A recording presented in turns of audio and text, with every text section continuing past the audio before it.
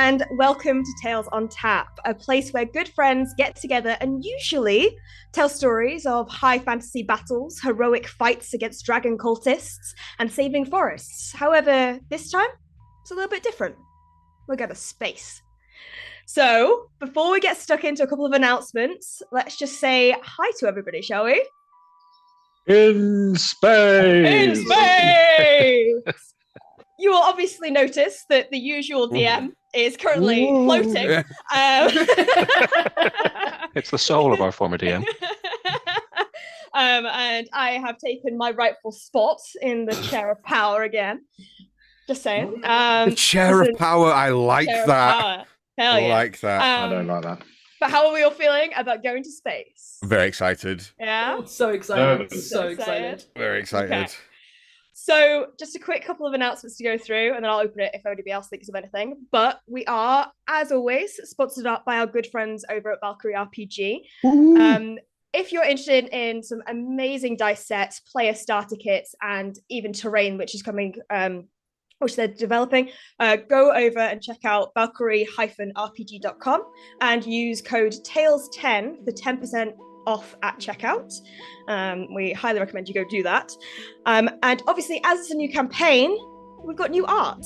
So if anybody, once again, shameless self-promo for me and Natalie, if anybody's interested in a commission, then please hit up the Twitch at the Tales on Tap socials, which are found in the thingy below, and they can put you in touch with us, and we can go from there.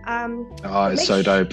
Sure to subscribe and follow all of those socials as well while you're there. And also, if you are a Twitch Prime user, if you have an Amazon Prime account and you haven't yet hooked it up to Twitch, what are you doing with your life? Come on, mate. Get on the desktop version of Twitch, link your Amazon Prime account, and get that free sweet Prime sub where you can subscribe to Tales on Tap for free. So, you should totally do that. You should absolutely do that. But yeah. And if not, just get your wallets out, man. It's just subscribe, not for free. Yeah. According to Arthur, it now works on mobile too. So there we go. They fixed their issues. No excuses. But does anybody else have any announcements? I think it's just those few quick ones before we get started. No real announcements from me. All I would say is that there is really cool things on the horizon. We went away last week as a group and got a lot of really fun things recorded. So keep your eyes weathered to the horizon because they are on their way. We're very excited to share some of the stuff that we've got in the backlog. Oh, for fuck. Let's go to space, baby!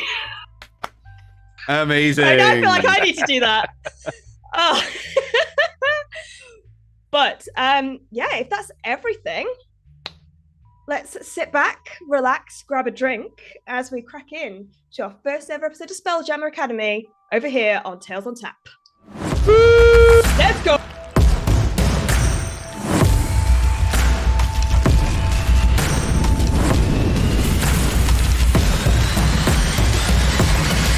The Astral Sea is a vast and mysterious realm that spans the outer reaches of the multiverse.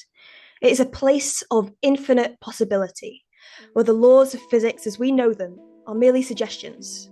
In the Astral Sea, travelers can navigate through the luminous expanse of the astral plane, using their minds to guide them through the void. Many of you have already traversed some sectors of the Astral Sea, having seen starry vistas that stretch on forever, punctuated by massive chunks of glowing crystal known as astral bergs. These shards of pure magic drift slowly through the void, and many a bold adventurer has sought to harvest their power. But the Astral Sea, as you well know, is not without its dangers. There are many rogue space astral raider factions who call this place home, preying on unwary travelers who wander too close to their hideouts. These pirates command massive spell-jamming vessels that can cut through the void at incredible speeds, and they will stop at nothing to plunder the riches of any ship that crosses their path. If you're lucky enough to make it through the astral sea unscathed, you may find yourself at the doorstep of a wild space system, a self-contained universe filled with the unique and fantastical creatures. But be prepared, because the laws of reality may be very different here, and the denizens of these systems may not take kindly to outsiders. You currently find yourself aboard the Void Runner, with little to no knowledge of getting there in the first place. The Void Runner is a sleek, fast, and agile ship that looks like it was designed for speed and maneuverability above all else. Its elongated hull is painted a matte black, giving it an ominous, stealthy appearance against the backdrop of space. The ship's exterior is dotted with a variety of strange and intricate mechanisms, glowing runes, arcane symbols, and strange pulsing crystals that seem to hum with energy and power. As you strap into the loading bay of the Void Runner, you can feel the ship's engines thrumming beneath you, their power building up in a steady, pulsing rhythm. The ship's interior is dark and dimly lit, with flashing red warning lights and glowing control panels casting an eerie glow over everything. At the front of the ship, behind the control deck, you see a half-elven woman, slender, tall, wearing a black leather coat that cradles her figure. Her thick, stark white dreads tied back on the top of her head, a pair of holographic sunglasses perched on her nose, and she turns to look at you all. "What are you doing? Don't just stand there! Those emergency lights are flashing for a reason!" As she raises her voice, the pulsing of the engine abruptly stops, followed by the loud scraping of metal as the Void Runner jostles and turns. You hear distant shouts from your other crew members as the door to the control deck is pried open by a jagged metallic claw being thrown off its hinges. I need everyone to roll initiative.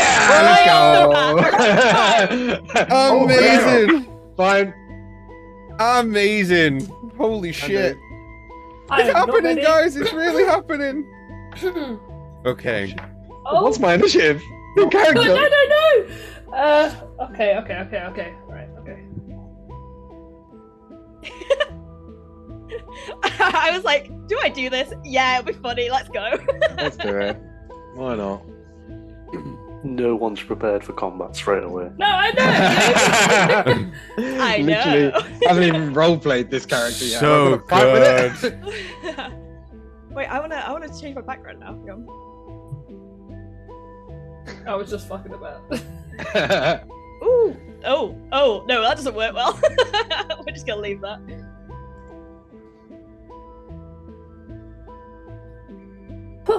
Let me know when everybody has rolled initiative. I have rolled. Already. Bro. Do Yeah. you want us all to roll a d20 as well? Oh yes, that is a good point, which I forgot. So I need everybody to roll me a d20, please. That's not Man, bad. I wish that was my initiative. All right. Dan, what'd you get? 10. 10. Natalie? 20. Damn. Chris? That's why I wish it was my 16. initiative. Okay. Evan?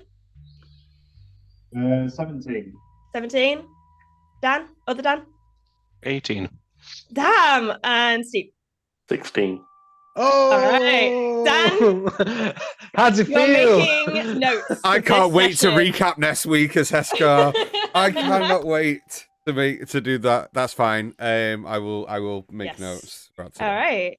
So if you take notes, and everybody, initiatives 25 to 20. I got 20. 20 for Scar. 20 to 15.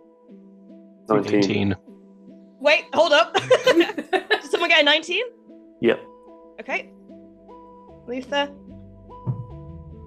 18? 18. 18 for Geo. And did you get 17? 16. 16. 16 for Gurgle. 15 to 10. Nice. 10 to 5. 5 to 1. Oh, wait. Oh, sorry. 5. I got 5. So I was trying to adjust my music volume. Okay, right, hang on. Let me. I got a 4. You got a 4. Okay, so we've got...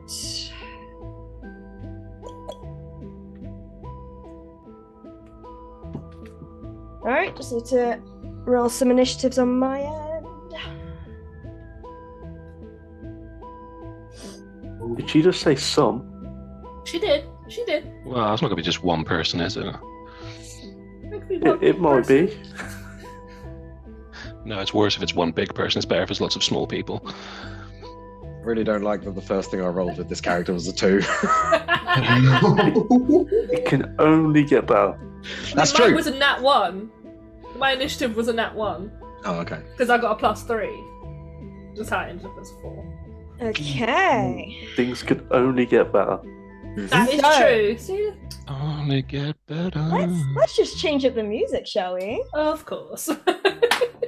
Oh, God. If it'll work. Yeah. Oh my god, it's trying not to work, but there we go. Alright. So, if anybody wants to change their positioning, I basically put you all on the control deck, scattered about. If anybody would be in a different place, you have no memory of how you ended up here. You just know you need to protect the captain, protect the ship. Okay. Okay. Dope. I can't move my token. What? Me either. Me Why? either. Why? Right. I Okay. think- I'm gonna get rid of them all. You guys drag them in. And I'm presuming this lass with the dreads is the captain. Yes, that it we're supposed is. to protect. Okay. You know her to be Captain Lyrian Silversong. Silver Soul or Silver Song? Silver Song. Lyrian Silver Love Song. Lyrian. Lyrian. Do I have time to do something before initiative kicks off, or no? No, you do not. Okay. Okay. Where you at, Gio? I'm trying. Ah, there I am. I exist. I'm alive. I See. exist. I can fight. Okay. Is everybody ready? Yep. Know what you're doing in combat. Know how to play your No. characters. Not a clue. Okay. Only one thing I can do, baby. All My right. character's disappeared. You gotta drag yourself in. Drag your token in. Yeah. From Because for some the- reason it didn't work. Let's have a long. You should Mhm. find your name. Drag in. I'm very excited about this, guys. Let's go. Super. Also, Dan, are you okay controlling chunky crits? Because I do not have tables. Oh, I can send you the link for it, love. Okay, so first up in initiative order. Something happens. I'm not entirely sure what. Okay. Good to know. But then we have Scar. So if you would like to describe who Scar is and what he is doing at this current intrusion. Yeah, so, Oh my god. what you kind of look at when you kind of like look across towards Scar is you see this rather like pale skinned hippopotamus. He has beautiful whale goggles on his head. He's got a bandolier that comes across his shoulder and down towards his waist. He has pistols in his holsters on his hips. I can't do this for 4 hours, dude. And yeah, he looks beautiful. Also, he's wearing some very nice overalls. Very nice ones. They're kind of like grey with like accents of orange in there. He's lovely. Unbelievable. Yes, How are we it is. supposed to follow that? Incredible stuff. Okay, so you, Scar, are positioned by this massive hologram, basically showing a map to the stars, and you're kind of just staring at it, but then you see this metallic door being pried off its hinges and discharged to the side, and through this door, which you know to be the teleportation deck, you see 4 individuals. Hey, so I don't think Eskar would have been, he wouldn't notice it immediately. He'd have literally been like studying, and I mean like intently kind of studying this map of this star map. Yeah. And then when I was shouted at by Lyrian, he kind of would have gone, oh.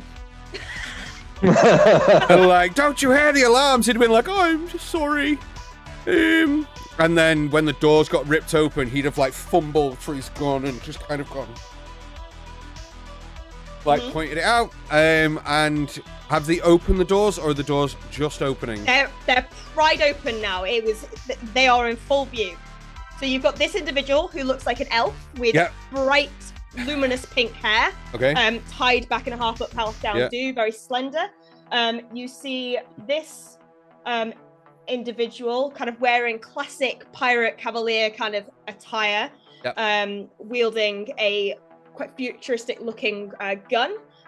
You see a bugbear individual, again wearing kind of pirate clothes. And then you can't kind of in cover, you see a very pale, very surprisingly short Goliath woman with a crop of black hair, the black markings around her face, in like very tight leather armor. Okay. So I'm going to, again, he's going to pull his gun out, looks a little scared. And I'm going to fire a shot off towards the elf. I'm going to burn 1 grit point to give myself advantage. But as well as that, I'm going to use the sharpshooter ability to -5 from my attack to then gain the 10 additional damage. All right, roll me to hit. So that's with advantage, which is good. So that's 19. So 16 on the dice, -5 is 11, +8 is 19. It's 19. It hits. However, as it comes in, you see her immediately. She wasn't the one who opened the door, but you see her look up and open her hand and almost like affecting the gravity around the bullet, goes to catch it. Oh my gosh, guys, they can do some very powerful things. Roll me damage. Damage, sure. So that is 8, 11 plus 21. 21. Okay. So she slows it down using this crackling force that appears from her fist. However, it still impacts, and you can see it slowly it's been slowed down completely now that it's slowly driving its way through her hand. She still takes some damage, but she did negate quite a bit of that. Okay. Yeah, I'll call out again, like, oh my goodness, guys, he's going to get really bad in here.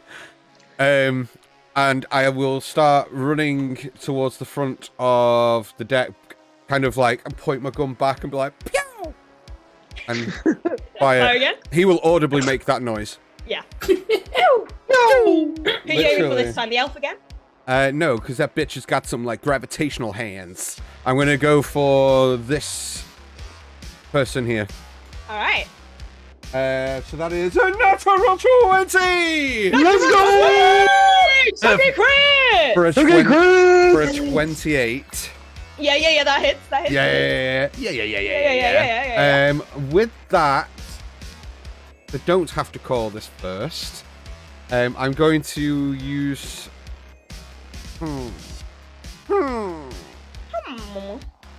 Music is I'm going to use the Astral Spark to gain an additional 3 damage to whatever I roll now. So that is 1d10 doubled. So that's 9, 18 plus 6. 14? No. I've lost it. Wait. 9, so that's 18. 9 doubled is 18. Plus 3. 21. So it's 24.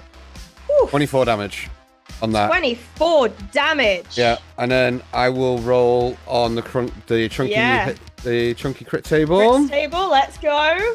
I'm going to use the lower one again because we're only level 5. No, that's fine. Go for it. I don't know why I've done that. I've opened the herbalism kit and I was just about to say that. I'm so excited. Then I sit down and I craft some lovely potions. I don't do that. Actually, we Who's don't. drawn this square? Yeah, I was Who's drawn wondering this what that square? was. Dan, what have you done? I haven't. Yeah, I done didn't mean to do that. I thought it would go away. I feel bad now. How do I get rid of my square? Wait, Uh, clear drawings. It's not letting me clear drawings. Just click on it and you should be able to drag it away. Okay, right. Chunky crit table. We're going to Chunky use crits. crit table Shit. 2. That's not too bad. Oh, the blow to the chest staggers the foe. You can make an immediate free attack. Damn, alright. Nice. Shoot So, again. roll again. Yeah. I Yep. threw my dice down. I want to get rolling really well. I like that one. 13 plus 8, 21. That hits. For 8 plus 3, 11 points of damage. 11 points of damage. Hot damn.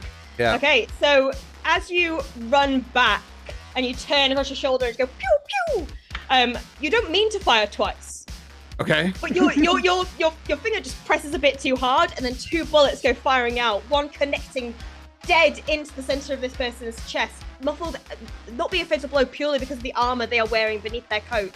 The other lands exactly in the same place, like you bullseyed a target twice, Fuck yeah. and staggers back.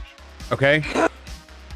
I'm going to then run past this lady and stand behind her and with a free action go, excuse me, do you know they're supposed to be here? Of course they're not supposed to be here. I'm a bit busy right now. And you see, from that angle, you see her hands are currently locked in gauntlets that seem to connect to the control panel. And her sunglasses, the holograms, are clearly active. And you can see that there's sweat dripping from her brow. She's trying to steer the ship and get you guys moving again. Okay. When she kind of responds, I'll go, oh, I'm sorry. All right, Luther. Who do we see, and what are you doing? So you see a sort of tan skin elf at the minute. Mm-hmm. Long black high collared jacket, red sort of what they call cravats. Rat. Mm-hmm. Mm-hmm. Very formal in his wear. Looks very out of place at the minute.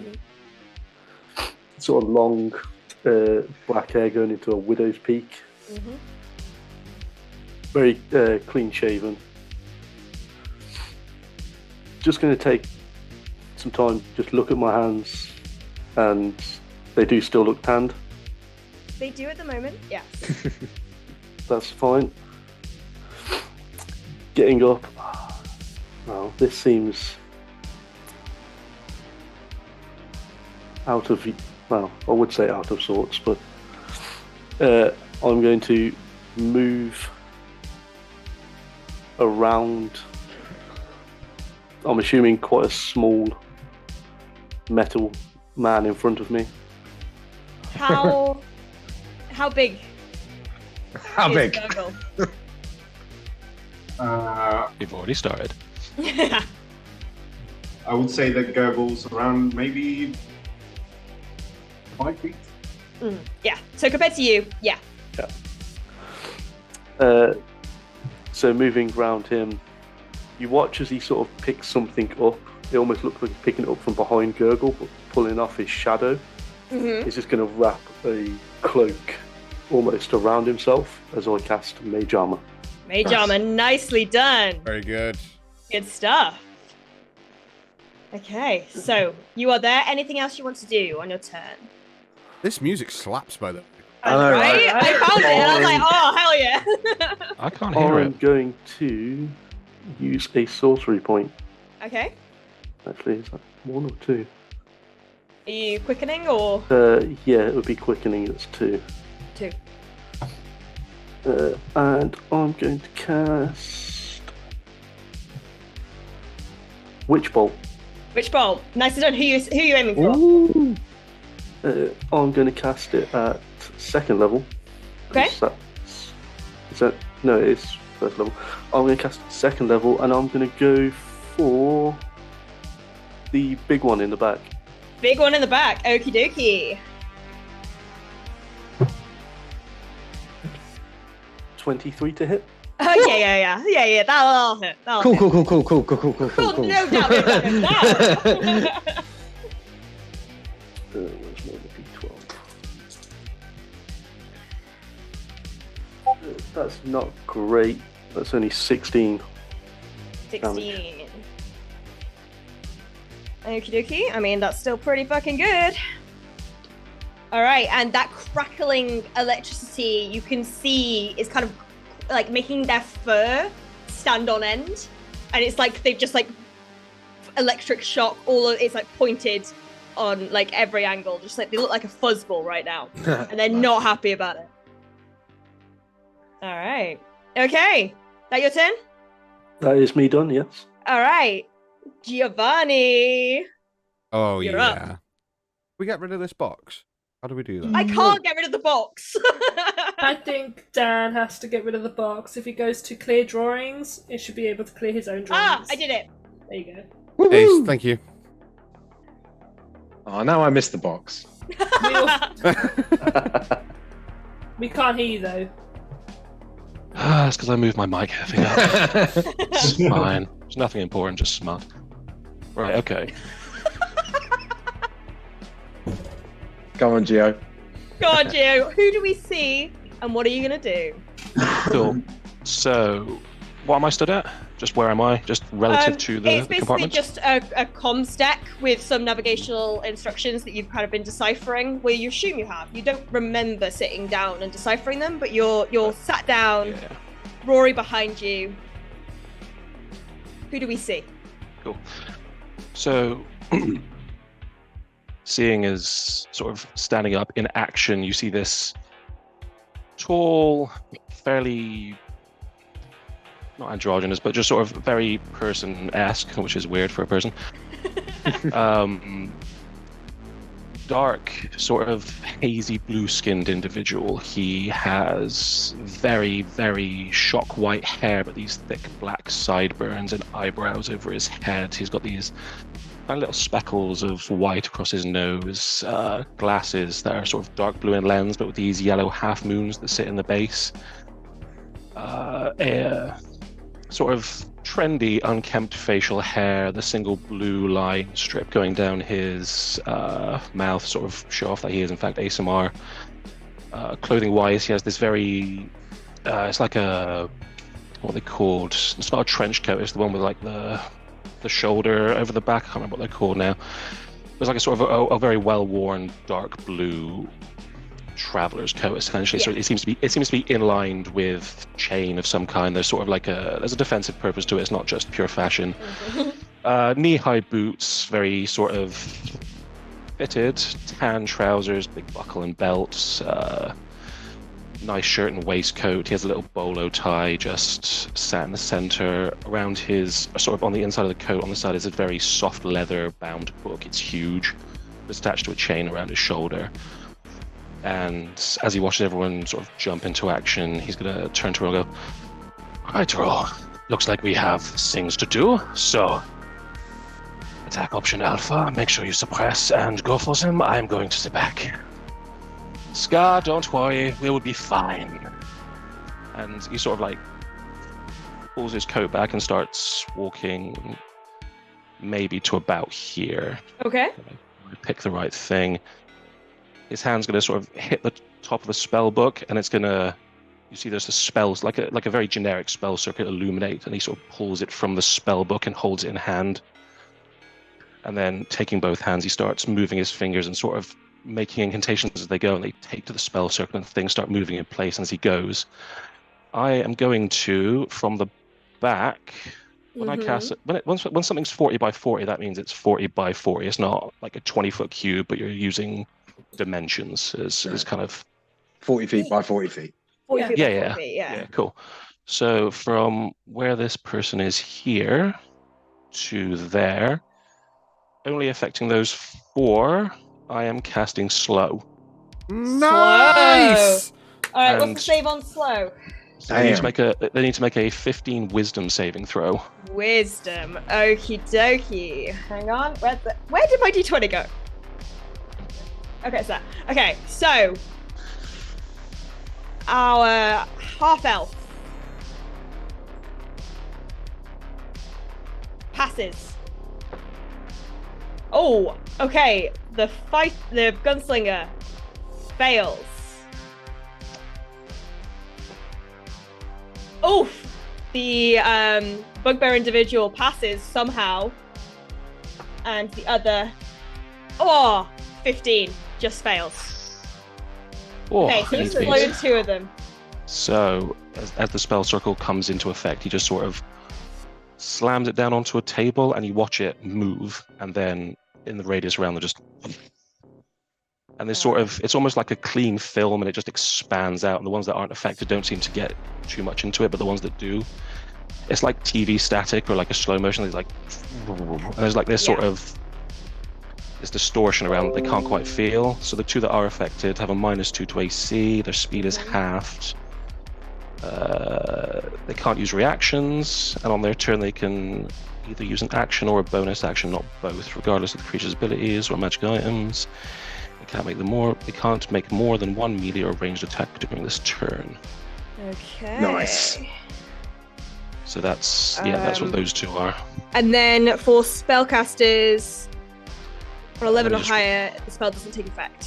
Yes. So if a creature attempts to make a spell, time of one action, roll a d20 on 11 or higher. The spell doesn't take effect until the creature's next turn. Yeah, that's right. Cool. All right. Anything else you want to do on your turn, Gio? No, he's just going to look to everyone and just go, well, I've done my best. It's time for all of you to start. Come on, let's get these people. All right. Amazing. So one of the individuals, the bugbear individual who was not affected by this static, but is currently enveloped in static electricity, kind of looks at the source of where the spell seems to have come from. Oops, I moved Geo. That's Google. Anyway, new characters, who this? And is going to bound towards Luther. Oh no!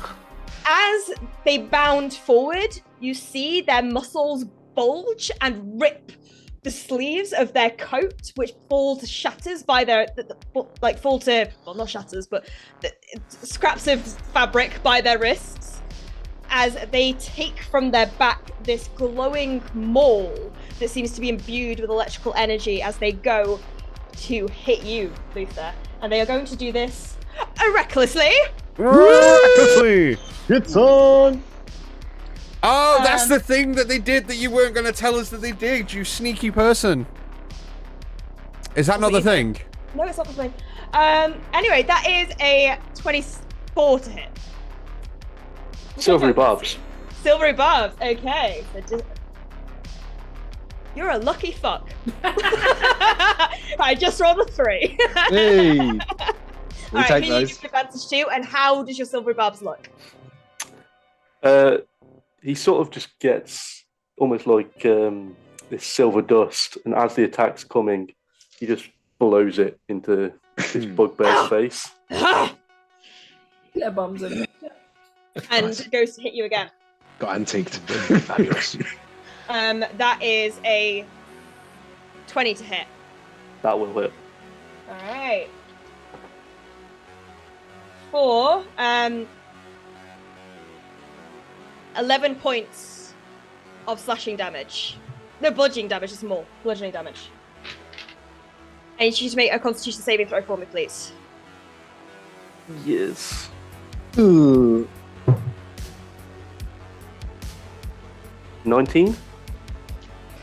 Nothing else happens. You see that the leftover, the energy from your witch bolt that is still held within them, I need you to make a concentration check, by the way, kind of fuels the power in their maul, and they go to strike you, and that electricity pulses down and tries to reverberate off of the maul, but you manage to kind of just stifle yourself enough for it not to have any effect. It's a 12-3 concentration check. 12, that beats the... Yeah, you're fine. It's still up. Alright, that's their bonus action and their action. So that is them. They are currently there. And then that leads us. Gurgle, you see in front of you not just this tan-skinned elven individual with finely dressed clothing. You see this hulking 7-foot-tall bugbear You can feel the electricity pulsing off of them from the witch bolt that is currently held within their chest. Who do we see, and what do you do?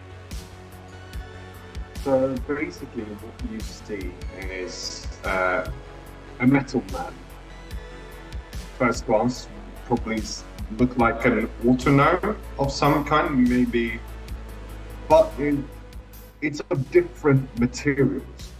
It's not just one solid piece of metal. It's Very patchwork. A patchwork of metal, creating this suit, almost like, and from about 5 feet tall,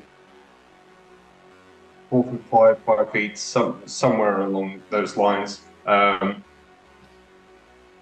Quite bulky, and sort of the chest area is more like a dome almost, or like Very cool.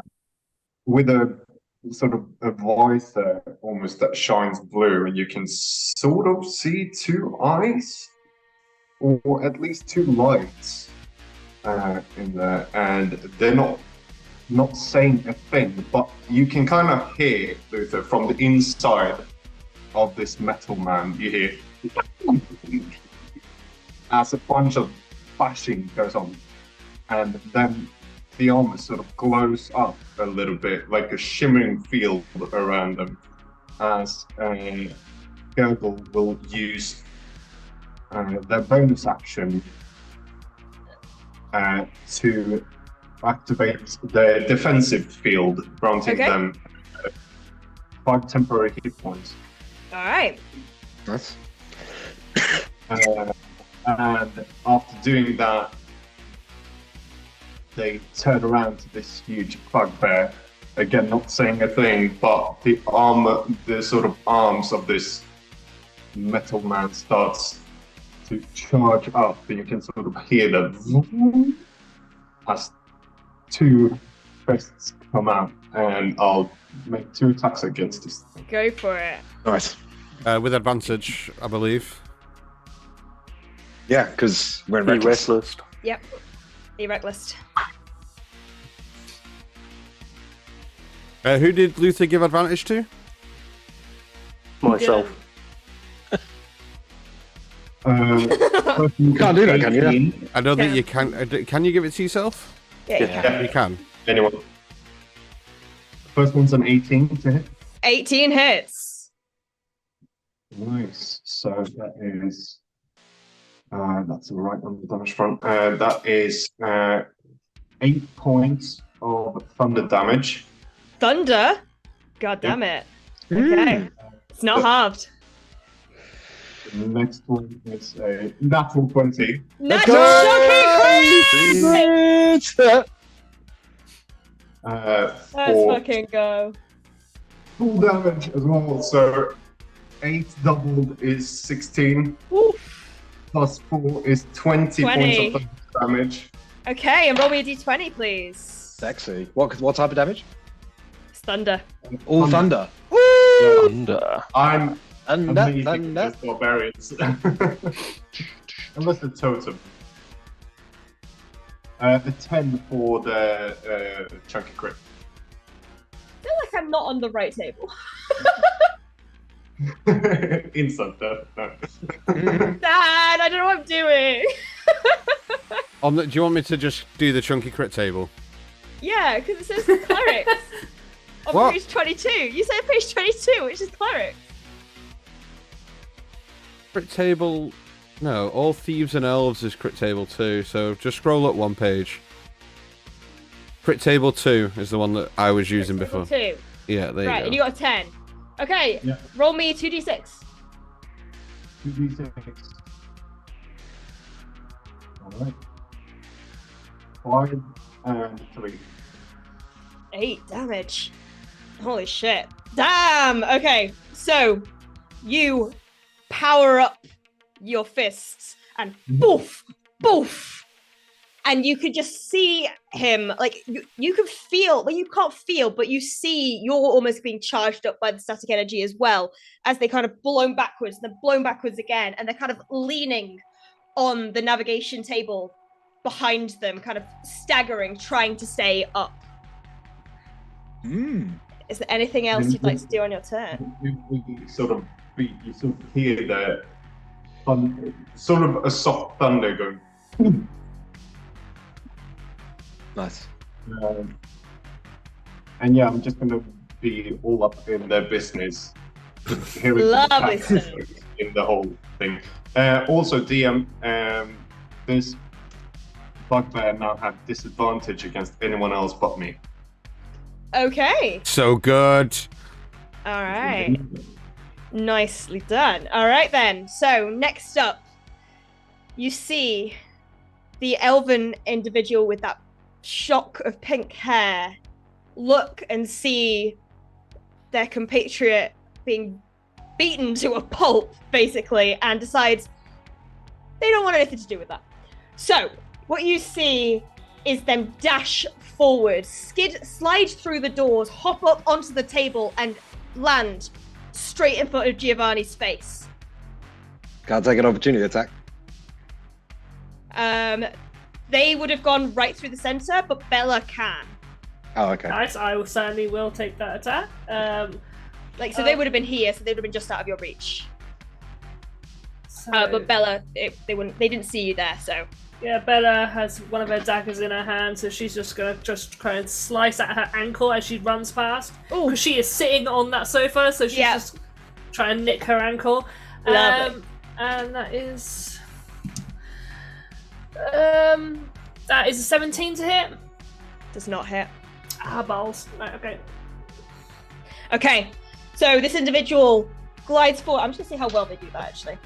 Well, with this unnatural grace, you see them slide and then bounce up from being on the floor, jettison themselves over the navigation deck, and land in front of Giovanni, and they are going to make 2 unarmed strikes against you. Oh, so where's the monks who come after me? Listen. But you know what? As they do, you see from behind them another set of arms. Oh, fucking hell. Oh my god. Yeah, you Yeah, didn't. I noted the picture. Like, Basically, they are just formed of constellations from the looks of things. The arms themselves look like the stars you will see outside the main viewing deck. And they are going to make their first attack against you, Gio.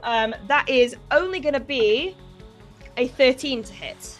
That doesn't hit. Okay. Nice. As he sort of, as he ungracefully moves out the way, it's going to sort of like glance off the thickness of his coat almost, and like. And then he I looks at just the arms like, appreciate that. "Why couldn't we be friends? I love your arms." No response from her. Hits you again. That is going to be a 22 to hit. That is going to be a silvery barbs as she comes in. This sort of glass pane-like structure sort of appears instantly, and then, and on her side, it's just different versions of her missing the hit, and from him, it's versions of him avoiding it, and it's just gonna. Okay, so that reduces it to a It's still gonna hit 15 me. to hit. Ah, meets beats. Okay.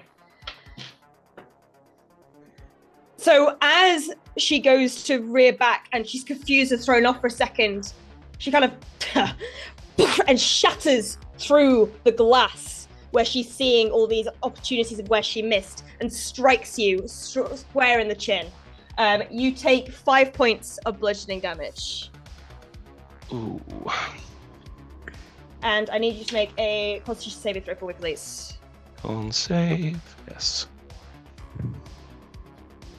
Ah, yes, because I am a very chunky wizard. Oh, okay. That's a 16.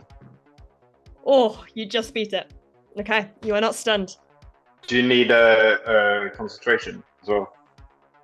Or slow? Yes, I Yes, do you need do. to do concentration because slow Good is shout. I'm concentration. going to mark you guys as concentrating because otherwise I'm going to forget. What is I've never made a con check before. What do I need to do? It's just you a con need- Meant to save. be. Con save, dude. Yeah, Just con 10. save. You just DC need to be 10. 10. Oh, okay. Ah, okay, 17. Nice. You're good. Slow's still up. You still see these two at the back. in that static, the TV static, unable to kind of shake it off. But that is her go. As soon as like she finishes that, after the blow lands and he kind of collects himself, a moment or so passes, and then from the front you hear Heska go, "Watch out!" Perfect. Pulling a little bit of blood from his eye. He's like, "Oh, don't worry, I've had women hit me harder for worse." And the glass pieces are going to move over to my good friend Ro, and he's going to get advantage on whatever he does next. All right. Okay, so what you see now is the individual with the gun at the back, clouded in that static. You can see that they're hurt quite badly from the shots that Scar took earlier. And all that's in their mind right now is self-preservation. So they are going to second wind, and that's going to be their turn. Because that slow fucked him up. Smart. Where the hell? Hello, D10? Oh, slay. Okay, cool. You see them kind of grit their teeth and focus and just spend some time just focusing on rejuvenating themselves. But that is their turn. Next up, you see this Goliath individual step forward, unable to do much, but they are going to attempt to almost pulling from this. It's almost like they're trapped in cellophane, but they try to pull their hands together and are going to attempt to cast Scorching Ray at Gurgle. All right. Gurgle. That is a 21 to hit. Ooh. Yeah, just hits. Hit. Oh shit! Wait, hang on. Scorching Ray is 2d6, right? For each. Yeah, per bolt. Yeah. Per bolt. All right, first bolt. Did you roll on the slow table for your spell? Oh, wait. Out of curiosity. Yep, we're fine. 18. 11 points of fire damage on the first one. Right. Second one misses. Third one is an 18 to hit, so misses again. Yeah. It's just the 11 points of fire damage. Yeah. So you see them reach through the cellophane. It's almost like this fire bursts out and pierces it, and this air is almost let out as the first one fires straight towards you and hits you quite heavily, but the other two are unable to penetrate this barrier and just go wide. And that takes us to Rory. Who do we see? Okay, so you see previously when Geo was sort of sitting up, standing up extremely straight, you see a robot. Most of his mass seems to be in his sort of torso area, which is quite triangular and thins out towards the bottom. His legs are sort of attached almost either side of the stem of it. He looks almost kind of insect-like in a way. And these thin robotic arms that come out of each side of his sort of quite larger barrel-y chest on his shoulders. And inside like a sort of neck guard, large bit around, is what looks like a head. It's where a head is and shaped like a head, but it's completely blank, and it's made of almost like an ebook reader kind of material, you know, like that kind of illuminated paper kind of thing, but it's completely blank, almost like a salt lamp, you know. It's almost like this entire head is just very dimly glowing, and there's no features on it whatsoever. And as these people sort of break in, you see his head snaps and then his body sort of turns slightly slower afterwards. And then as this person rushes past and goes for Geo, he kind of snaps down into a much lower position with both arms up. One of his arms, like a switchblade, kind of unfolds and folds back into itself.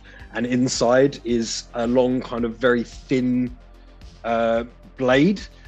And as he does that, a sort of brassish dome, 4/4 of it, snap up over his head from his kind of neck guard thing, and there's just a slit in the front of it, and you see a red glow sort of go from within it as you hear initiating defensive protocols. Boom. And he kind of just turns and rushes towards. So sick. Yeah. Rushes towards Geo. He's mine. To this guy. And I'm going to take my first attack against him. And as I do, he sort of cocks his arm that the blade has come out of. The edge of the blade goes bzzz, and begins to glow with, like, you know, if you burn like magnesium or phosphorus. Yes. Yeah. Like that. It's like that incredibly bright, very white, almost bluish light. The entire edge of the blade begins to glow with that kind of light. And I'll just go to here. Uh-huh. All right, with advantage then, flanking. Yeah, cool. First attack is a 19. Hits. 19 hits, cool. So he takes 5 plus 3, it's 8. 8. Is it piercing damage? Slashing? No, 8 piercing damage. Doesn't matter either way, but yeah. And 6 radiant damage. Mm. And then second attack, I'm going to make a goading attack. Okay. Is it a wisdom save? 2 seconds. I don't think it is a save. I think it just means that they just have to attack. If they don't attack me, it's with disadvantage. Basically. Yeah. Cool. And that's with advantage again, yeah? Yep. Okay. So, 18 and the 17. So that's 24 to hit. Hits. Okay, so got to add some stuff up. So he takes 9 points of piercing damage. 3 points of radiant damage. Mm-hmm. And another 2 points of piercing damage. Nice. Nicely done. And then... Oh, God.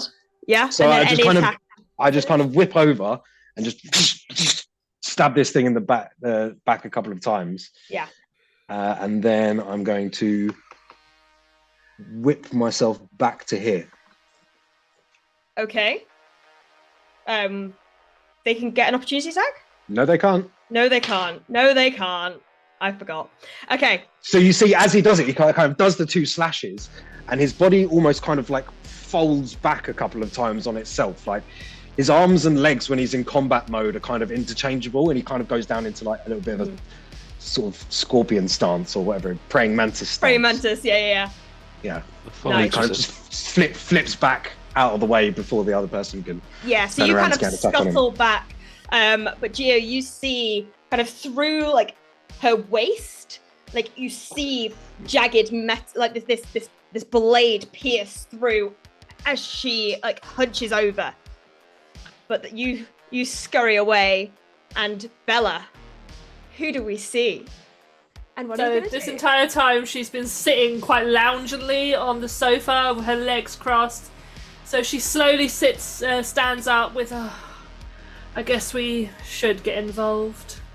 And as she does, you see this pink-skinned, 5'6", white hair with pink roots elf stand up. She's wearing leather from top to bottom. She has sort of these like belts strapped around her waist with various bottles and things hanging from them. She also has this lovely little chameleon that is kind of sitting on her shoulder at the moment, that is bright blue with stars all through it. And as she stands, she says, "Sid, let's go." And he climbs down her arm and makes like a little bracelet on the top of her arm and holds himself there. She lazily looks to this guy. Can I see him? You can. The doors are Okay. fully open. Awesome.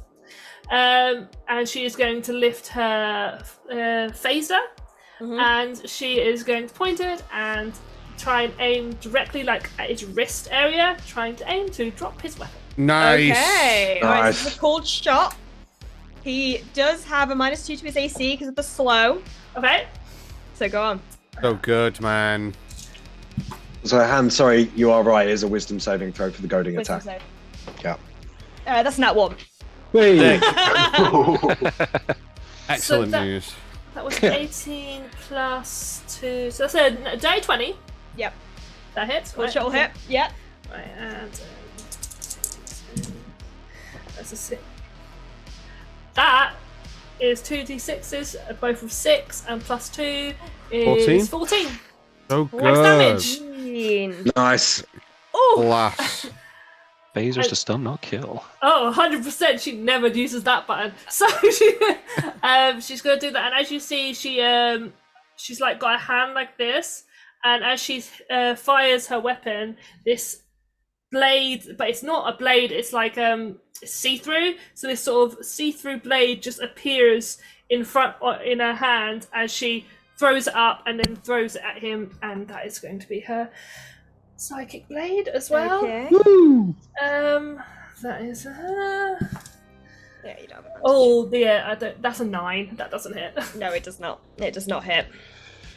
Okay, so as you throw this shadowy blade, it almost just disperses into nothingness, not hitting anything. However, you've done a hefty amount of damage. She's Already. she's going to cock her head to the side, a little bit annoyed, and you see a second blade appear, and that's bonus action. Bonus action, okay. Oh, that dropped. So Wait, hang on.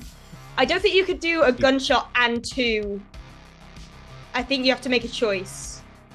it says You'd have- that the blade appears when I make an attack. So when I made the attack with the Oh. gunshot, the first blade appeared, and then I can bonus action second when I use it when I use it. I mean, I'm happy not to. I think it will appear as you fire, and then you can Okay. use it as your bonus action. But that Okay. is it. You can't do Nope, another that's absolutely grand. I'm Yeah. absolutely fine with that. She is Cool. still cocking her head to the side, looking pissed that it didn't hit though. one. Right. I'm a DM who needs to pee all the time. I need everyone to make me perception checks while I'm gone. Okay. Ooh, that's not Bad. good. Mine's bad. Mine's bad. Perception. SpellJammer That's is brought to you perception. by us. Yeah. Oh, yeah, Also, so I'm- Valkyrie. We're good. yeah, and also Valkyrie RPG, yeah. Don't forget them. What did Yeah, she so say? when Perception. Perception. yeah, when Rory's helmet closed over, that bang noise happened when like the red light turned on from I thought you were underneath. saying it. No, he wasn't going. He wasn't going. Wow. No, that's No, it was like a boom. like an alert noise, you know, Yeah, yeah. like a So notification. in the meanwhile, chat, how are you doing? You all good? What's up, chat? You enjoying the fucking sick tunes that we're playing as well? Yeah, yeah. Right. This I still music's can't hear it. this I've music's re-uploaded banging. it. I cannot hear anything. I don't Just know open why. the tab. It's And weird. it might just stop Turn playing. your. Are you in the right watch together? Yeah. It's a picture of a skull with laser beams coming out of its eyes, right? That is the one. Cool. That's the ticket. Check your sound output settings, I guess. Maybe. I don't know. Waiting for Jesus. Chris to die. Wait for your I can head wait to for bet money. Chris. Winning shit. You ain't winning shit. Rory's Yeah, we'll built for bet for- success. Chris to die first. Everyone I mean- thought Heskar was gonna die first, but Heskar is a bad motherfucker. No, I think Chris won Tell him that like by a long way. Oh yeah, most yeah. people vote for Heskar, us. Heskar You definitely lucky is a punk. bad motherfucker. He's all the way in the front hiding. Not hiding. Preservation of life is not cowardice. No insider trading. No insider trading. Right. Perception checks. What do people get? Oh, crap. 12. 12 for 20. me. Dirty 20. Anyone get around a dirty 20? I got 10. Okay, so Sorry, perception check, yeah? perception. Oh, I'm had the good whole at that. time I went to the toilet. I was doing something else. We were having Sorry. fun, man. I got a 20 dirty. Oh, sorry. Okay, so Heskar from the front, you are kind of like looking around. You've cowered away from Captain Lyrian, like yelling at you, and you glance outside, and you see through the windows at the front of the ship other vessels in the distance. And then Bella, that great scraping against metal that you heard earlier, you sense it again from above. You feel the ship be pulled back even more. And Captain Lyrian is like gritting her teeth, trying to fight to get you going again, because the Void Runner is made for speed, but if you cannot move, you are a sitting duck. I would like somebody, I can do it, it's fine. Let's roll some dice, shall we? Oh my goodness, guys, we've got company. Oh my god. I can't deal with this character. I usually 4 points of damage to the shields. How much? 24 points of damage to the shields as the two of you feel something penetrate through, and Bella, looking up, you can see a metal claw of sorts spiking through. You are currently on the top deck of the ship and you can see something penetrating through. If that leaves, there's going to be an air leak. Okay. So, top of initiative order, something happens which you guys again don't know. This feels not good. It doesn't feel great, does it? Let's be How many weeks honest. was SpellJammer meant to go on for? Honestly, it really depends on what you guys do. I've left it quite open. Okay. So top of the round we have Scar. No, I didn't. Heskar is going to move forward to here. Past the lady. As he comes past, he's going to literally look at her and go, there's what's of whale ships on there. I am then going to aim my pistol towards the individual that's next to Gurgle, Luther, and Rory. Oh, bugbear boy. Yeah. I am then going to... Let me have a look here.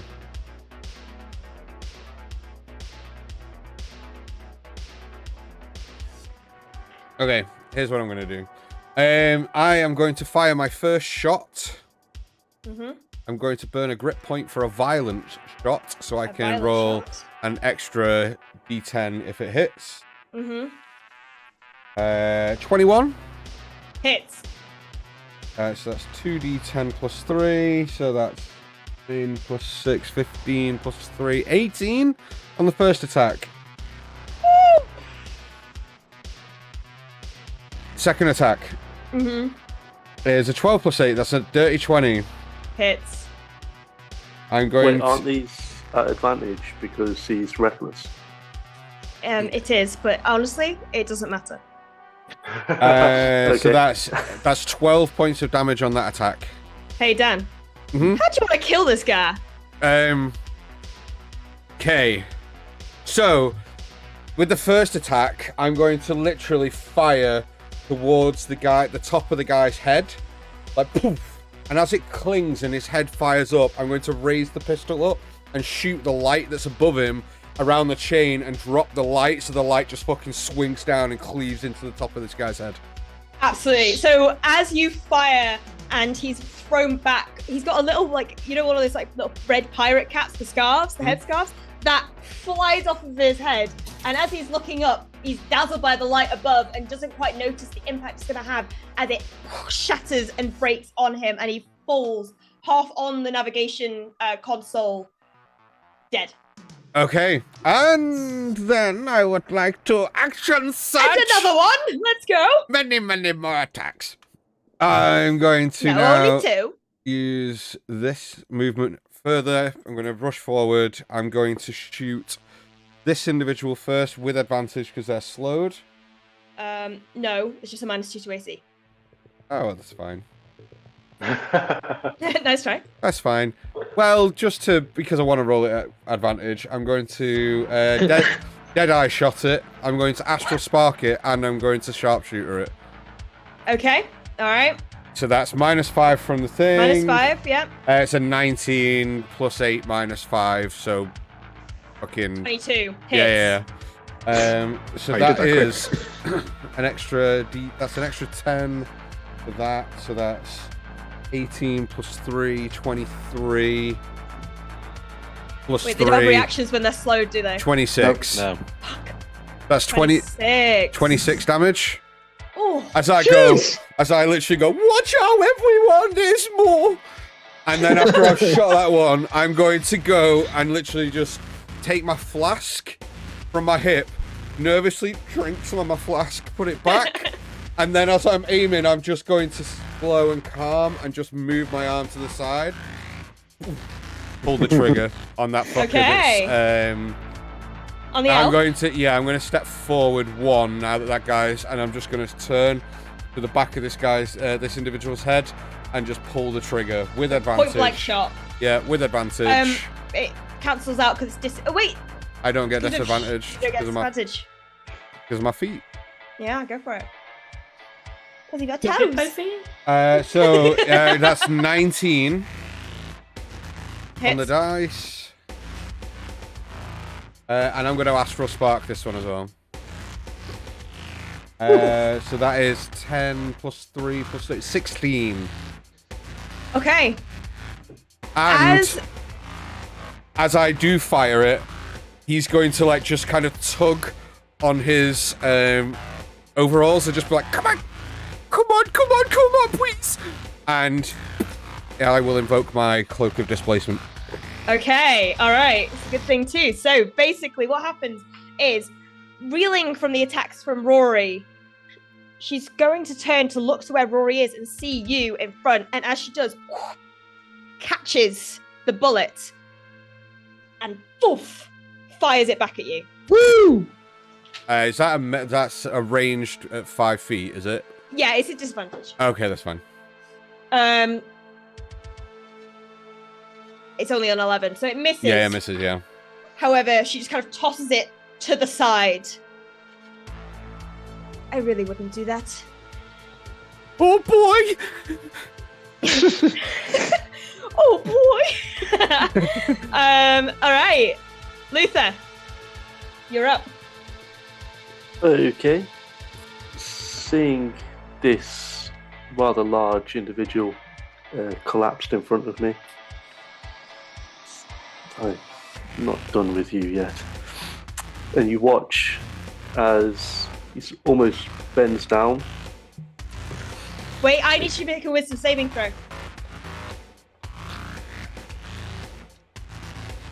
Natural 20. Alright, you're fine. You watch as he sort of bends down, and as he does, you see he pulls up these two sort of inky globules from the blood that surrounds this individual, and I'm going to Eldritch Blast. Okay, so you're gonna fire these blood globules. Who are you aiming at? I'm gonna aim at this guy. Alright.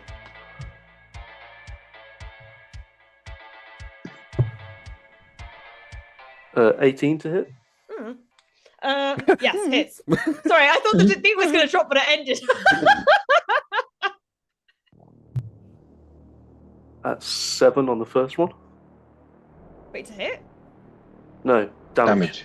Damage? Wait, what's to hit? 18, yeah, sorry. 18. Go on, yes. Yeah. Yes, Yeah? fine. I'm here, I'm alive. Natural 20. You just rolled 2 nat 20s in Nat a row. 20s. I need those dice. I need some of those dice, bro. Crit time. Fucking Roll A. me a Chuggy crits! Yeah. You saw the dice I have. It's a fucking. Yeah, the two men, they do roll well. So that's a total of 28. 28 damage. No, 28 to hit. Oh, yeah. You hit automatically with the 20. You didn't need to clarify. It's nice to, though. It does feel good. That's really shit. That's only 8 damage. 8 damage. Roll me a d20. 3. I'm going to take this music just for when I'm at home, you know? Like, I don't need... This is I've been dope. listening to it all day while working. It's so Okay. good.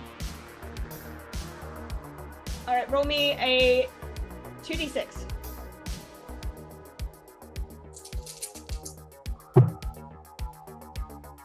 Seven. 7. So you see as these globules of blood hit, they both kind of hit, and it's almost as though they corrode as they hit. And the second one you fire corrodes even further, and you see almost like a hole being carved into this individual's chest. It's burnt through all the armor, leaving this like charred black hole with blood kind of beginning to drip down it, both the blood you threw and the individual's own. It's still alive, just. Alright, anything else on your turn? You are no longer concentrating on Witchbolt because the guy is dead. I haven't got enough sorcery points to quicken the spell again, so no. Alright, cool. That takes us to Geo. These claws that have come through the hull, where are they situated? Can we see them, or do we just? Is it the other people who know where they are? Only Bella can see the claw, and it is right above her. Mm-hmm. And it's not fully in to the point where you can see, because the barrier to the door is blocking your view of it. So you can't see. You don't have a direct line of sight of it. Okay. So while standing at this table, I'm going to just the free action turn to Lyra and just go, "How are we looking out there? Is this getting bad?" It's pretty fucking bad. Oh, fantastic. Right. Okay. Well, when you have no luck, make your own. And he's gonna slap the book again, bring this thing around, but it turns into a more like the infinity symbol, but it gets sort of wavy and strange. And which level am I gonna cast this at? You know what, fuck it, let's do it too. At second level, I'm going to cast Fortune's Favor Go for it. on Oh god. both Gurgle and my boy Ro. As he sort of makes the spell circle and releases it, you just see this kind of, it's almost like a shimmering hourglass, like it's almost like a mirage. It just sort of like sits on your chest, and it just gives you this sort of brief idea of what you could do, or how things could work, as opposed to what will happen. So it gives you that brief glimpse of, oh, actually, I could win. And you now both have an extra d20 to roll on top of another d20 you roll. Yeah. Nice. And I've still got silvery barbs. And you still have silver do. barbs. Yeah. Is that concentration? Silvery barbs? No. Oh. No, Fortune's Favor. No, it's a buff. Cool.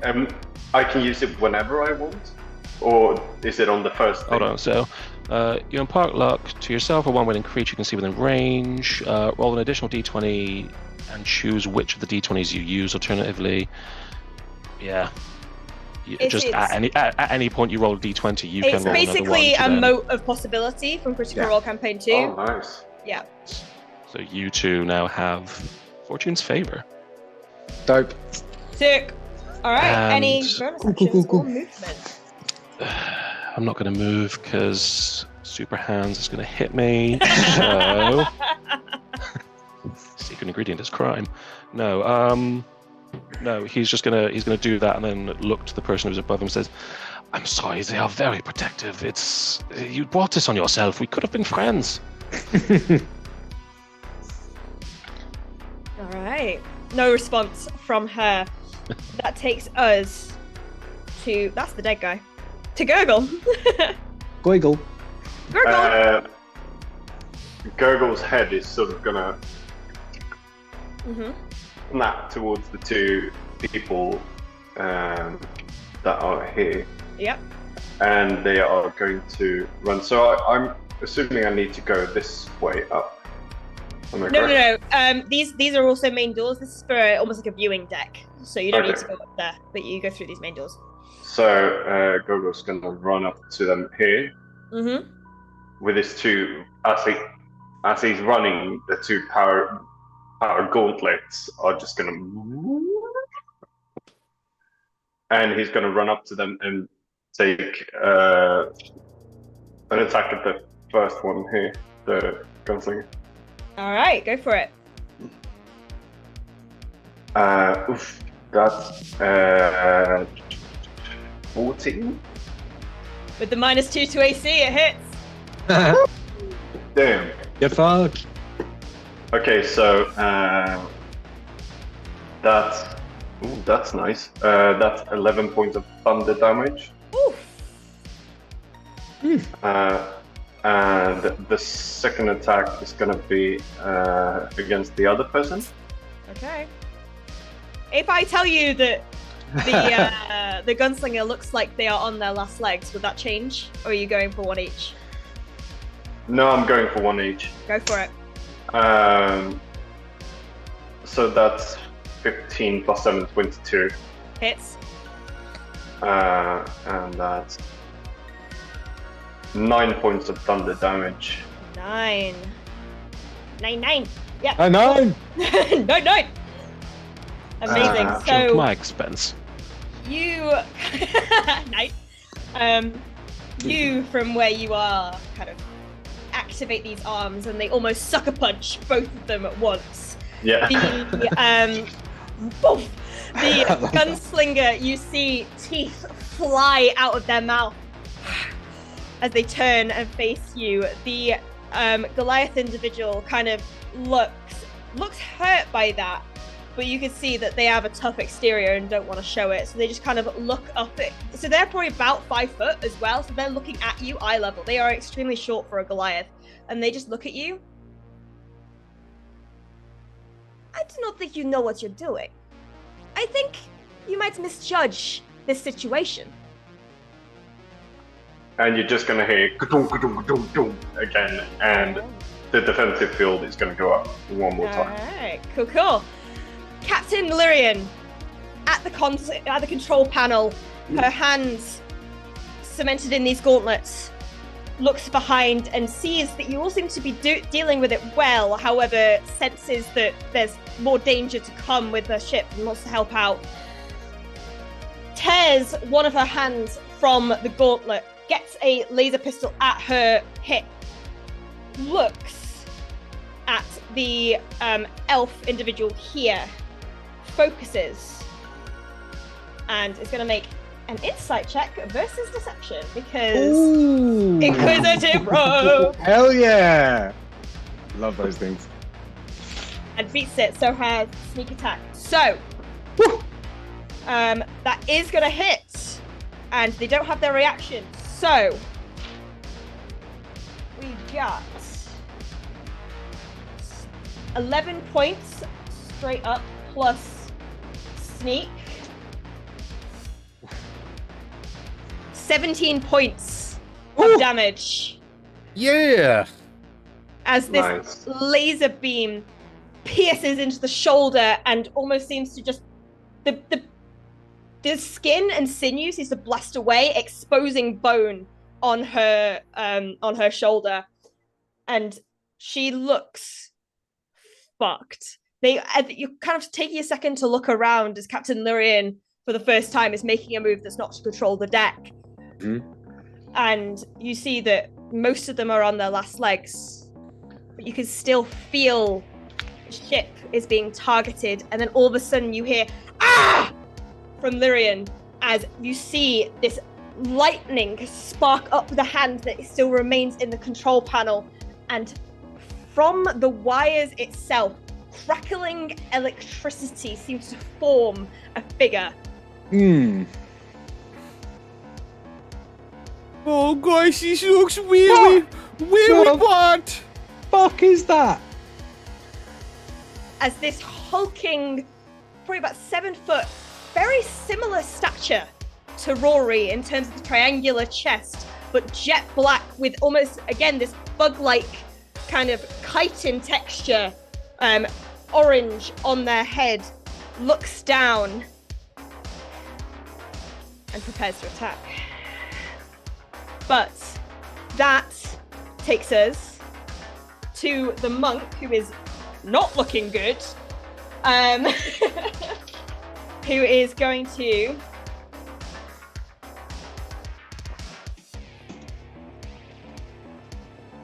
they fail, so they have to attack Rory. Any attacks that aren't against Rory or it's disadvantage? disadvantage.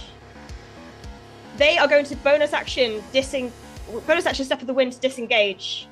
They have their sights on Rory, and they're going to stand up onto this navigation console. Okay. And as they do, they kind of gonna like handstand flip and almost like try and grapple you with their legs as they rain punches into your head. Okay. So first attack is a natural 20. No, it's not. Silvery barbs. 20! I hate And again.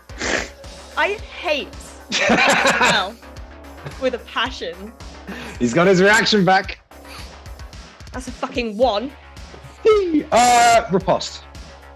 Riposte. Okay, so that's I don't know what that does. So as a reaction, if a melee attack misses me, Uh-huh. I can make a melee attack using my reaction, expend one by expending one superiority die. Go for it. So when a creature misses you with a melee attack, you can use your reaction to expend one superiority die to make a melee weapon attacks against it and add the superiority die to the attack damage roll on Go hit. for it. You've already got the advantage. I have You've already got advantage advantage. twice, Yeah. so I'm going to use it first. Bella can have the advantage from that silvery barbs. Did you just get a natural 20? It's a fucking natural 20, Oh man. my fucking god! Chunky crits! Oh my god. Okay. This is a lot of dice as well. Oh my god. Okay. So yeah, get your chunky crit table ready. So that is 4 plus 3, 7 plus 1. 7 plus 2, 9, and another 6 radiant damage. So 15 total. Okay, roll me a d20. 18. Roll a d8. 7. Okay. So, I mean, I would roll. So what you rolled was devastating strike to the back of the head. So what I'm imagining is as she has climbed and is basically trying to get round to like wrap her legs around you and hit you, you've essentially gone up and Yeah, essentially my body is just folded around my arm, just going upwards, like. and you jab the like right in the back of her head, severing the nerve there, and you see just this blade jettison out of her neck. And she crumples on your blade. Countermeasure algorithms updated. Play. Okay. Right. Monsieur Gunslinger. Oh wait, I haven't had a turn yet. You haven't had a turn yet. Wait. Hang on, I'm getting That was the confused. monk's turn. Monk. It is the gunslinger still. Yeah. Oh, sorry, I thought you meant Scar. No. Sorry, different gunslinger. This gunslinger. A far inferior one. Wait, they're almost dead. So this gunslinger is going to point blank, aim down, and try to hit Gurgle. All right. I don't think it's gonna hit. No, it's a 19. No. Doesn't hit. Second attack. It's a natural 1. Doesn't hit. You can see that the hand holding their weapon has been severed from Bella's. Do they get 2 attacks if they're slowed? No, they don't. So it doesn't matter about the second one. But basically, where Bella had fired, their hand is not able to fully hold the gun as it would usually do, and it just it misses. Well, it pings off of your armor as they're kind of like holding on to themselves and looking down at you, and just like, this was just a distraction, you fool. And that's going to be their turn because they are slowed. They need to make a wisdom saving throw. I haven't used slow for a really long time. End of each turn, it's a wisdom save to see if they break it. Oh. So make 2 for the last round. I'll Make 2. One of those is an 18. So they're out. They're not slowed, so second attack still So they- missed. Yeah. Bonus action. Well, they're going to action surge and try and fire again. Go for it. 19. Nope. 22. That hits. Hey! Finally. Huzzah! Huzzah! Yes, huzzah! 14 points of piercing damage. 14 points. Okay. Yeah, I'm good. You're good. You're fine. You're chill. Okay. And then this Goliath individual. Pick one now. Oh yes. Nope. Still slowed. Where have the spells gone? Okay, so they take out a crystal sphere from their pockets and begin to kind of encant around it, and are going to, you see their eye flash and a serpentine slit appear. Don't you do this to me. Fucking close it. D20 to see if it actually works for slow though. Yeah. I'm on it. Cool. No doubt. No, it doesn't. So it'll be next turn. But Okay. you just see this lightning energy begin to crackle around this orb, but they're unable to force through the effects of the slow spell. So end of their turn, make another wisdom save. Mm-hmm. Make a new one. No. Still slow. That's my bad. Sorry about that. Rory, you're up. Okay. I'm going to run to here, 10 feet. Uh-huh. Ding. And Rory's going to sort of show up behind you, Gurgle. And you'll hear... You have been designated for elimination in the interests of user safety. And then I'm going to make attack against this guy. Cool. Go for it. So they are no longer slowed. Okay. Ooh, 19 plus 6, 15, Hits. 25, 15. What am I talking about? 15 hits. So 4 points of piercing damage. Fucking hell, stay on the table. And 6 points of radiant damage Okay. to the gunslinger. How do I do this? Literally, he'll just sort of come up and just straight through its head. And then Right. I'll kind of cartwheel Mm-hmm. behind Gurgle. And I'll take an attack. There we go. I'll go to here. And I'll Okay. take an attack against this person. Go for it. That's I'm going to use. Oh wait, hang on, it's plus stuff. It's 9.15. I'm going to use a built for success Okay. to take that from a 15 to an 18 to hit. Yep, I can't remember hits. what this person's AC was. Okay, so that's 10 points of piercing damage, Oof. 1 point of radiant damage. Mm-hmm. Okay. So what was that? Hang on. I keep fucking opening the wrong window. So that was 10, 15. And I'm going to use the rest of my movement to get back next to Geo. All right, go for it. Okay, so you. And then... Ugh. Yeah, I'll stay there. Okay. So you dispatch quite quickly with the gunslinger, deal a hefty blow to the Goliath individual as she kind of stumbles back a bit, and then go back to protect Geo. Bella, you're up. Bella is going to step forward and loudly say, there's a hole breach, as she kind of nods towards the claw in the ceiling. She's then going to step into this room. So she's going to go there, and then there. Does the monk get an opportunity attack from that? Dead. No, Oh. it's just that. Monk is dead. Okay, never mind.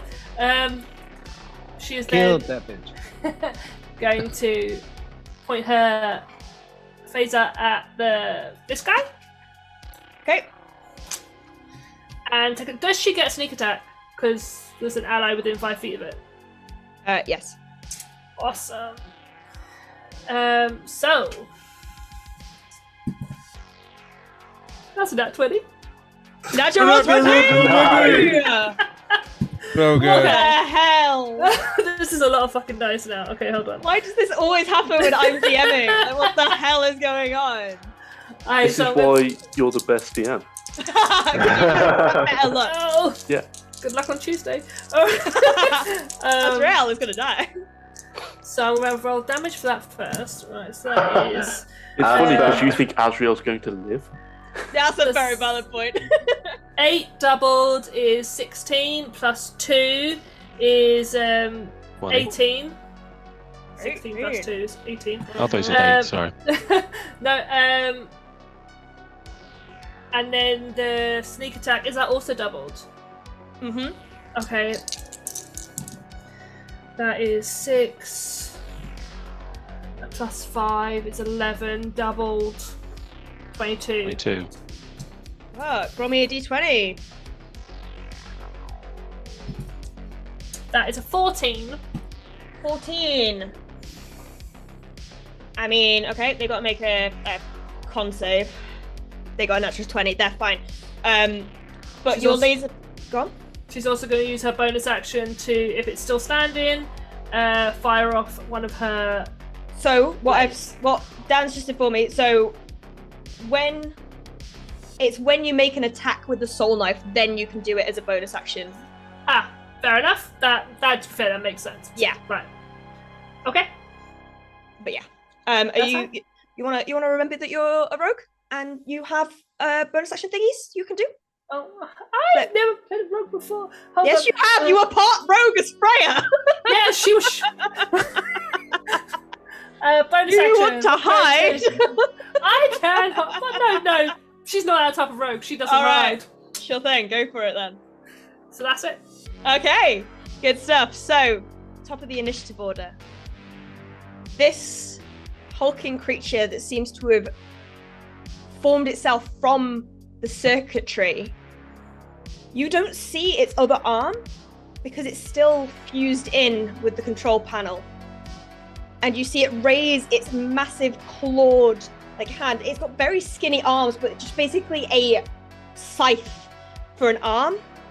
And you see it look down at Captain Lyrian, and as she's still kind of turned away, like trying to fight out of this essential grapple she's in, and it plunges it into her chest, No. and black ichor begins to ooze from behind as she slumps.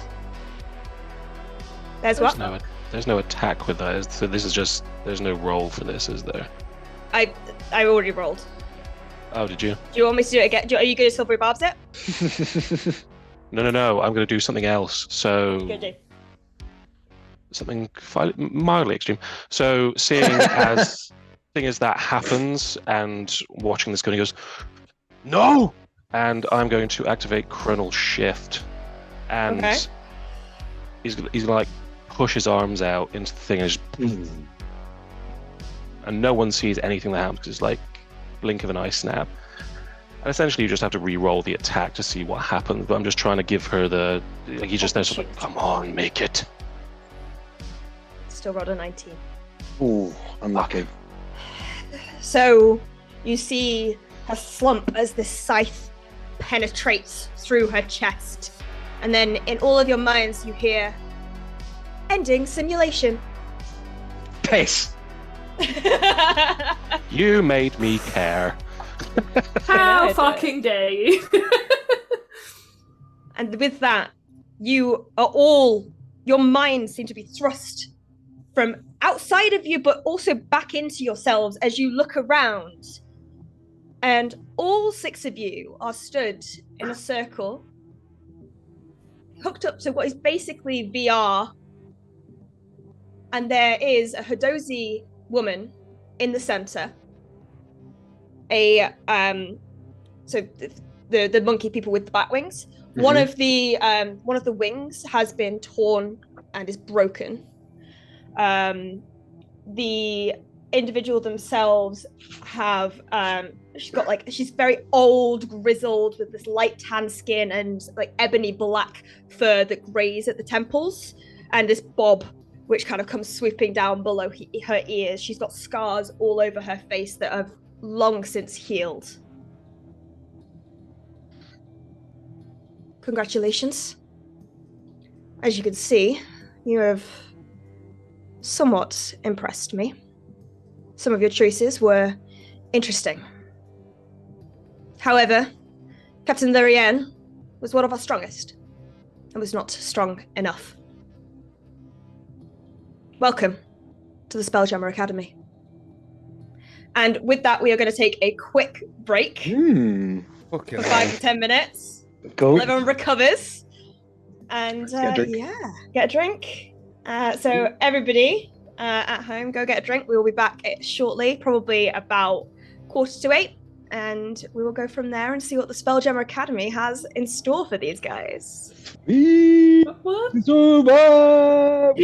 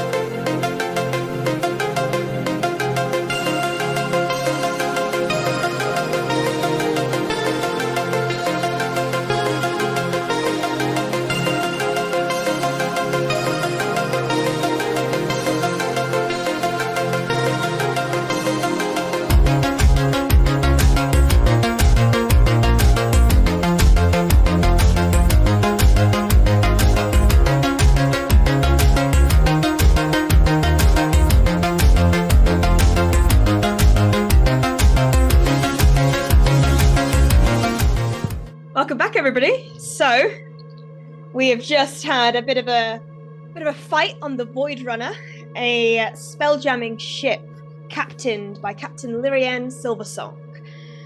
You dispatched of some individuals rather swiftly. However, traveling through the circuitry was a large mechanical unit who seemed to form from the electricity itself. And before any of you had a chance to properly react or target it, its scythe-like arms pierced through the captain's chest as she slumped, and a voice rang out. Ending simulation. You stand. The kind of VR headset that you're wearing automatically lifts from your eyes, if you have eyes, and you see in front of you this probably about 5 foot tall, Hadozi, old, weathered woman smoking a cigar. This cloud of smoke, kind of what's the word? All around her, wreathed around her. I know words. Very pungent smell, and she looks at you all. I am Bosun Tato, spelljamming recruit officer here at the SpellJammer Academy. I assume you are all familiar, having made your way here, with the SpellJammer Academy and what we do. But if you are unaware, for those uninitiated, we are responsible for protecting Toril and the realm space and other locations that surround the wild space system. We are one of many SpellJammer Academies across the Astral Sea, and it is our mission to keep our designated region safe. The simulation you have just been put through was one of the most recent excavations of Captain Lyrian Silversong, one of our prize cadets. She was renowned all over. A former astral raider turned...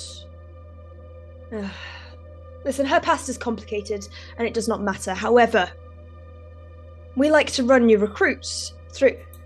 Yes? Sorry, probably it's just something that I noticed. Was it supposed to be that scary? Space is scary, young man. Oh. But it's also beautiful, so don't worry too much. That's a very rare occurrence. Sorry, I was very rude. Sorry, continue. She kind of looks put out, why are you apologizing for asking a question? Here at the Academy, we cultivate the brightest minds, the strongest talent, and those with the ambition to protect the Astral Sea. I assume you're all here for a reason. And now that you are out of the simulation, your memories return to you. Rory and Gio, you remember about an hour previously docking onto the sky dock of this multi-tiered it's not even a building, it looks like an island itself in space. There is a barrier around it protecting it, but there are almost vacuum seals which you pass through in your ship, which you then docked onto the sky dock. Let me see, did I upload that? No, I didn't, because I'm stupid. But basically, the SpellJammer Academy itself is an imposing space station that looms in the void beyond the realm space system, accessible to only those who have proven their worth or have sent word ahead. Its gleaming towers and shimmering spires stretch towards the stars, a testament to the boundless potential of those who seek to master the art of spelljamming. You stepped earlier onto the docking platform, greeted by the sight of towering libraries and tomes of arcane knowledge, which, Gio, this particularly prickled your excitement. As you were all, it's kind of staggeringly, you arrived staggered But you were all escorted down level after level after level. And you remember being taken into this simulations chamber. A round, large room with a control desk in the center where the Hadozi sits. And you kind of are all looking and taking your bearings. And you remember, your memories are back. Cool.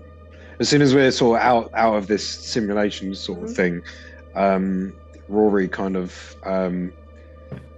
just like very calmly stands up straight again and just walks over and stands quite closely in front of Giovanni and off to one side. So Giovanni is just sort of at his shoulder and he just sort of stands there. Okay. As he does that, he sort of just gives him a sort of a quick pat on the shoulder as he rubs his eyes, and for the first time you can see that they are pale violet. It could almost be mistaken for them being a thing, but there is just what does almost look like pupils, just very pale. He puts his glasses back on. Well, that wasn't pleasant. Apologies. Sometimes new recruits are not used to being thrust into a virtual simulation like that. However, it does let us know that you are capable. So, why are you all here? What do you have to offer the SpellJammer Academy? It's, as you said, people looking with ambition to protect. She kind of gives you a look. Bella giggles at that.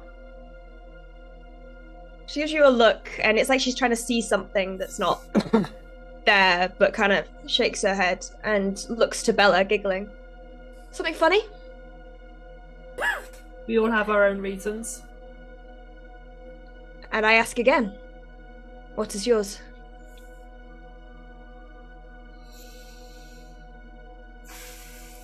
Sure, to protect. Insight check. Yeah. Yeah, do you know what? I'm going to join in on that one. All right, both of you roll insight checks. Bella, make a deception or persuasion check, your choice. Oh, I thought mine was higher. Let's go. Okay.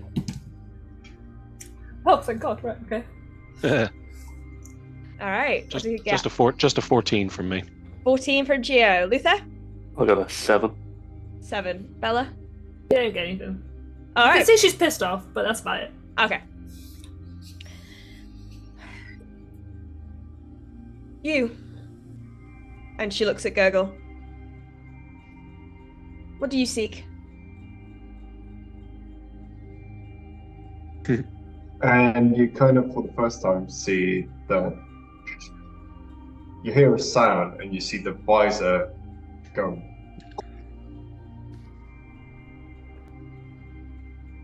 Oh, really?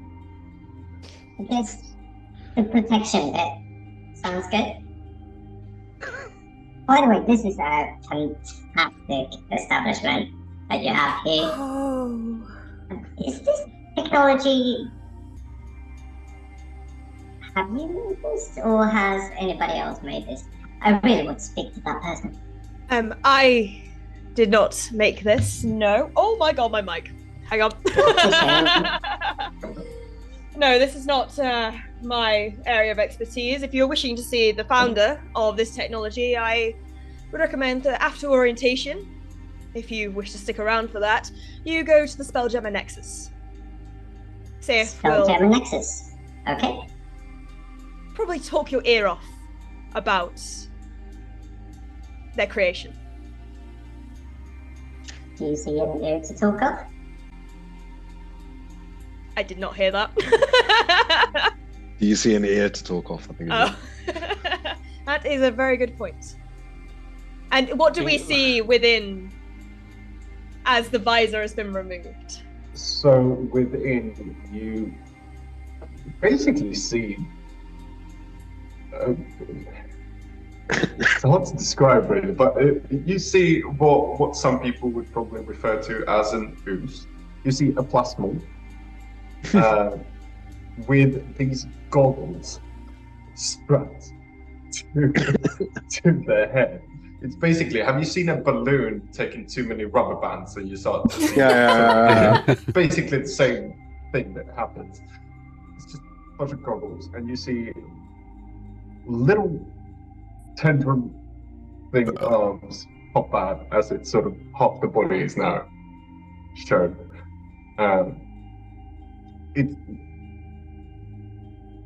This plasmoid is sort of blue, shimmering, and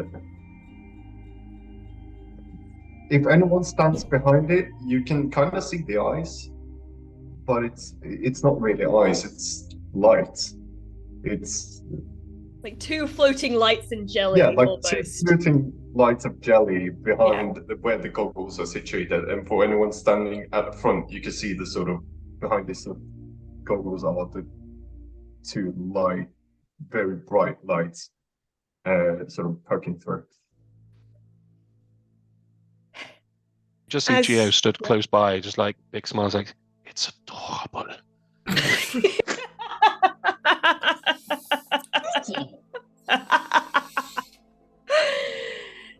Now, as you are all arrived on the same day, congratulations. You are now a squad. Oh. Here. Wonderful. And she goes to the desk in the center and pulls out a matte black box and opens it and looks at you all and kind of looks at Rory and just kind of puts one of the things in the box back and goes up to you all, and you see what is essentially a small motherboard with a wire with two prongs. Put these in your ears. You do not have ears. Let me grab that for you. As This little tentacle. A hatch opens. as she goes to approach Rory, as she goes to approach Geo, Rory, who's just been standing there completely still, expressionless, just like almost like a statue right in front of Geo. As she approaches Geo, he sort of moves into motion, puts up a hand. He says, "Do not come any closer." Rory, it's fine. How do I say this to you properly? I am the controller, yes, create new profile under my name. This is, just say your name quickly, as he looks to the Hadazi woman. Bosun Tato. New user profile generated. Bosun Tato. How can I help you?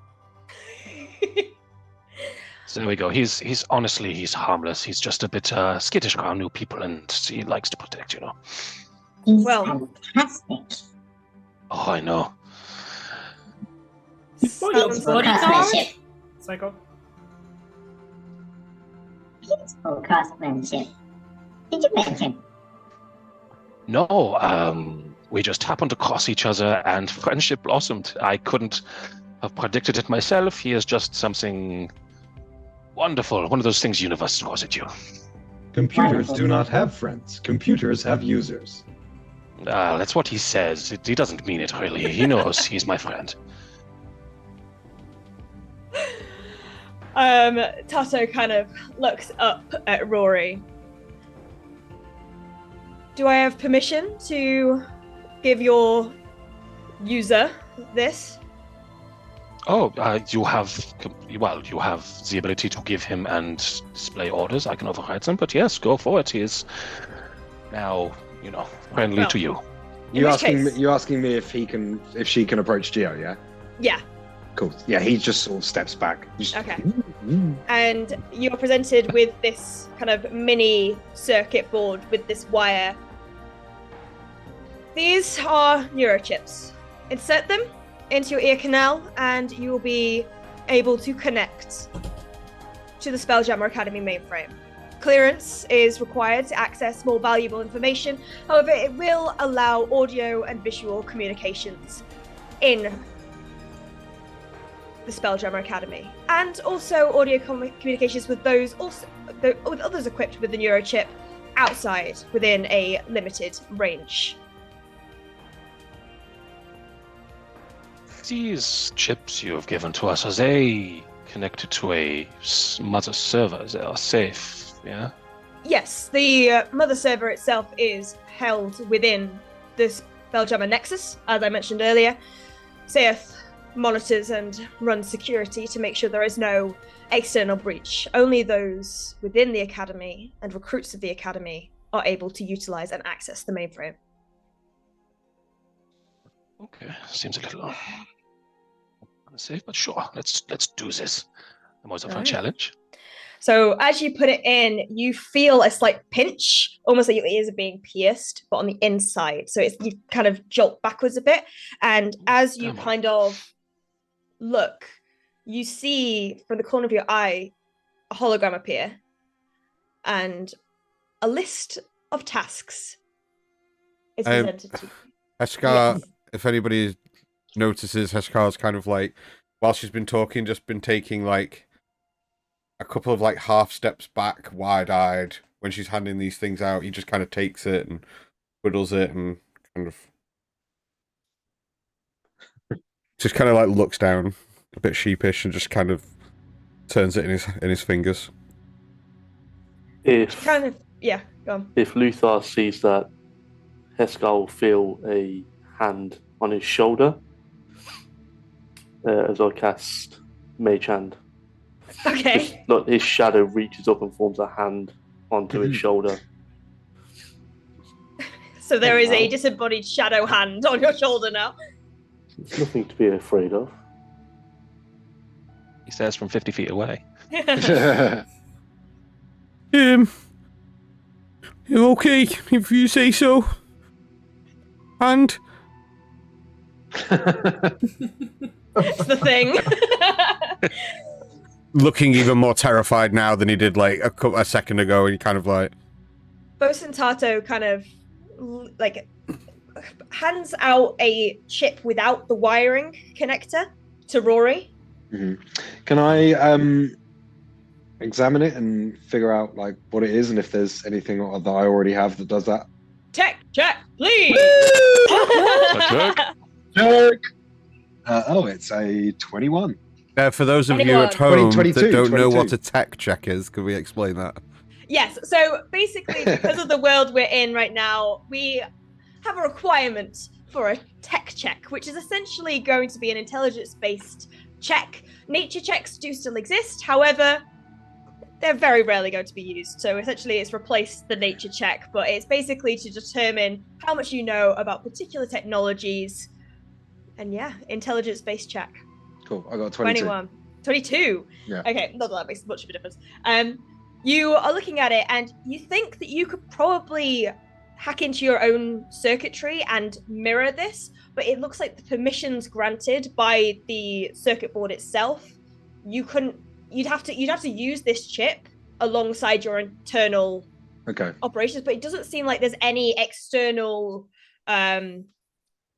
it looks safe. You're kind of doing like a virus check of it, like malware check. You see, Rory just kind of holds it up to like this far away from his face, and you hear like almost very, very quietly, like a.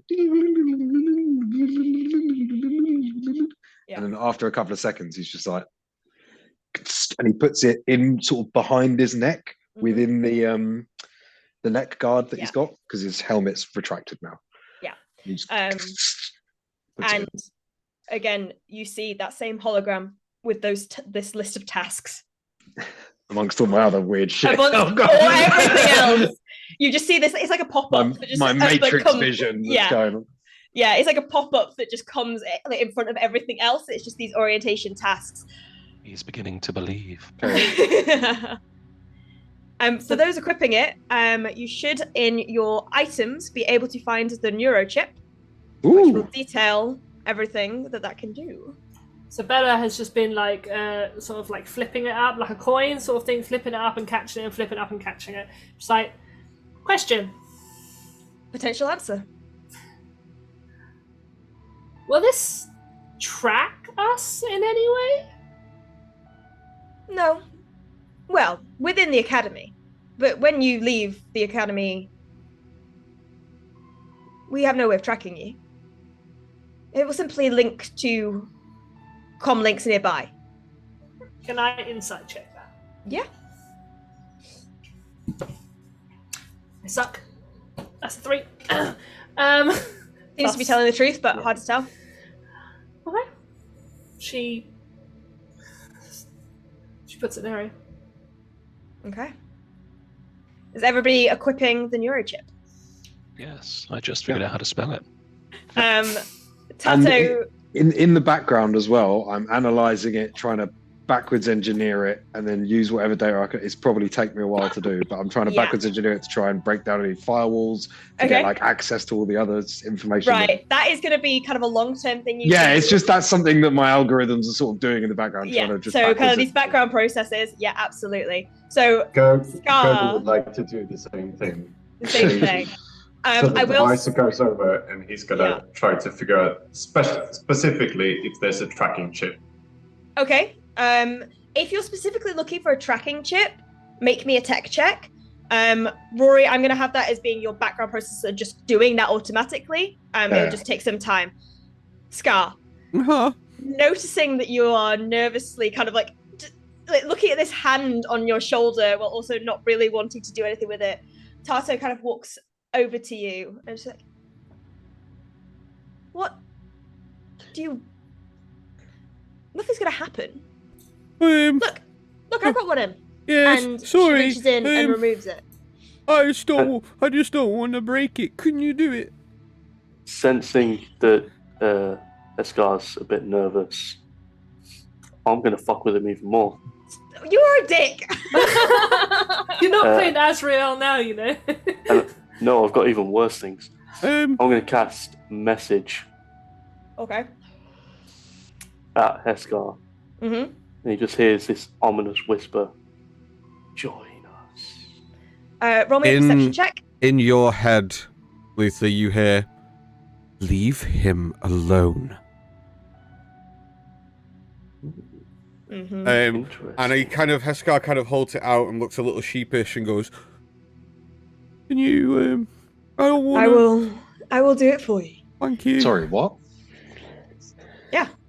And he kind of like, as he hands it over to Bosun Tatu, he kind of like throws his eyes across to make sure, and like looks really embarrassed, but he's kind of like, I'm going to need you to bend down. Oh, sorry. And she inserts the chip into your little hippo ear. As soon as she kind of inserts, he goes, "Oh! It's okay. I'm joking. I'm only playing." It's okay. And then he takes the flask off his hip again, unscrews it, and just.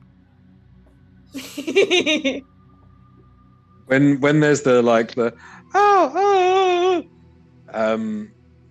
Rory's head thing shuts up and the red comes on and you hear the same like boom thing go off and his arm whips out and he runs over.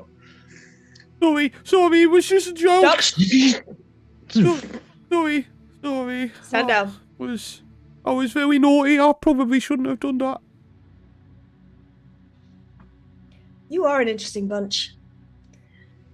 Well, you have proven capable. Your orientation task can be found within your neurochip. You can access the SpellJammer archives if you require further information. However, I suggest you get your welcome packs from the administration office and make yourselves comfortable. We've got some very important tasks for you. Do I have to attune to it? No, I don't. Cool. No, I was like, I'm not going to take up on it.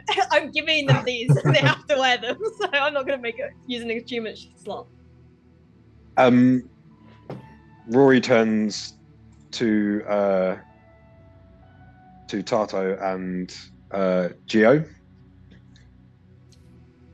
and says, what of the rest of these? Will they also be users? Well, that, I believe, is up to you. And she looks at Geo. I am not able to follow commands from anyone who doesn't have a registered user profile. Yes, Roy, we will be making profiles for all of these individuals for the time being. They are part of our group now. They will be considered as friends. Just scan them, do your thing, make user profiles under my name, keep me as the be-all end-all, as it were. But for the time being, yes, please do. Administrative privileges will be retained by Geo. Understood. That is correct. Go make friends. Programs don't have friends. Programs have users. And he sort of walks up to each of you, stands kind of uncomfortably close to you for about 5 seconds, and you hear like the again, and then you hear him say, Please state your name for the user profile. and he'll walk up to Bella first. Bella. User Bella. Profile added. And he What does walks that up. mean? It means he won't try to kill you or get in our way should we need to talk. Does it mean I can give him orders? User profiles are required to access my subsystems. If you They create a also file, you help me can. to know who not to kill. See, it's true. Technically, you can, but I can override anything and anything you can command him to do if I feel I don't want him to do it, or, well, that's pretty much it. User Giovanni has administrative privileges. Don't touch Sid. Would What you is like me Sid? to generate a user profile for Sid? No, that will not be necessary. Just don't touch Sid. What is Sid? Sid is my comedian that is wrapped around my arm currently. Okay, cool.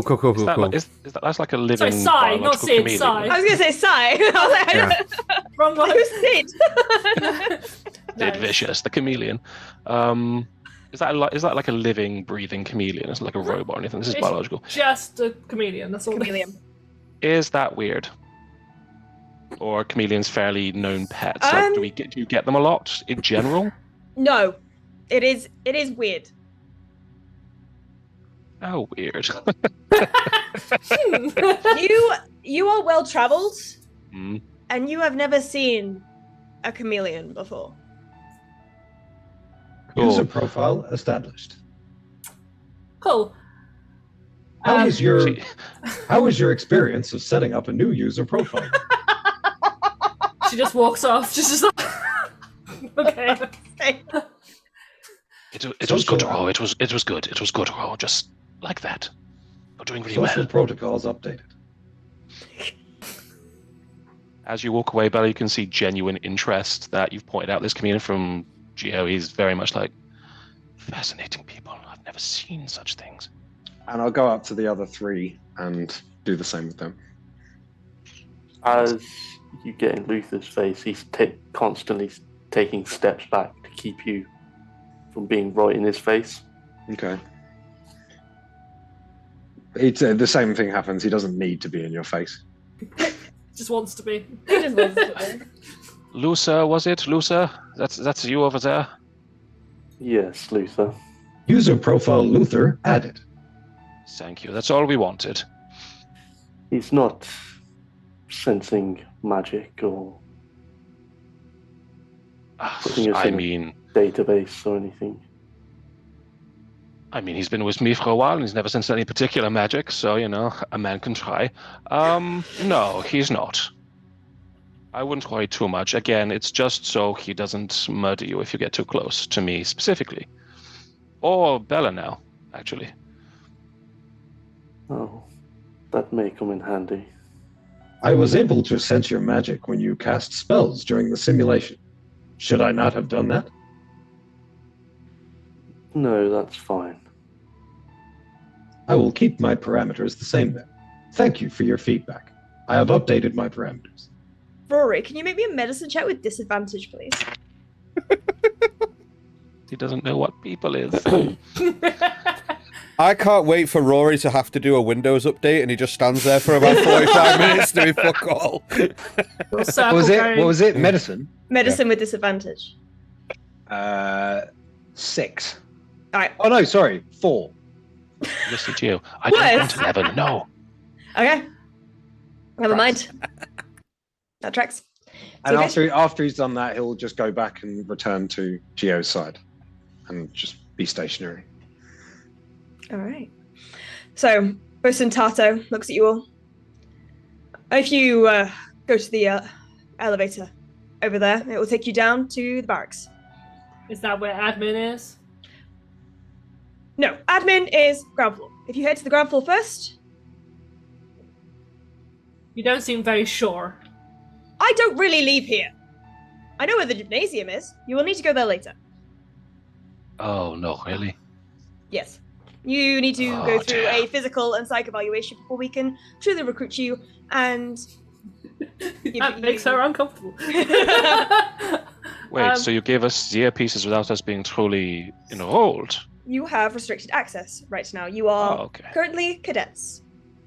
We just need to assure that you are fit for mission. You've proved that you're capable. You've qualified to be a cadet. However, benefits come by proving yourself. We'll all hear the elevator doors open, like, as Heskar's pushed a button and is just like meandering through, just wandering about, turns around and just pushes a button. Find Yeah. Sorkia. She will sort you out. Who? Sorkia. Solkier. Sorkia. SOR apostrophe KIR.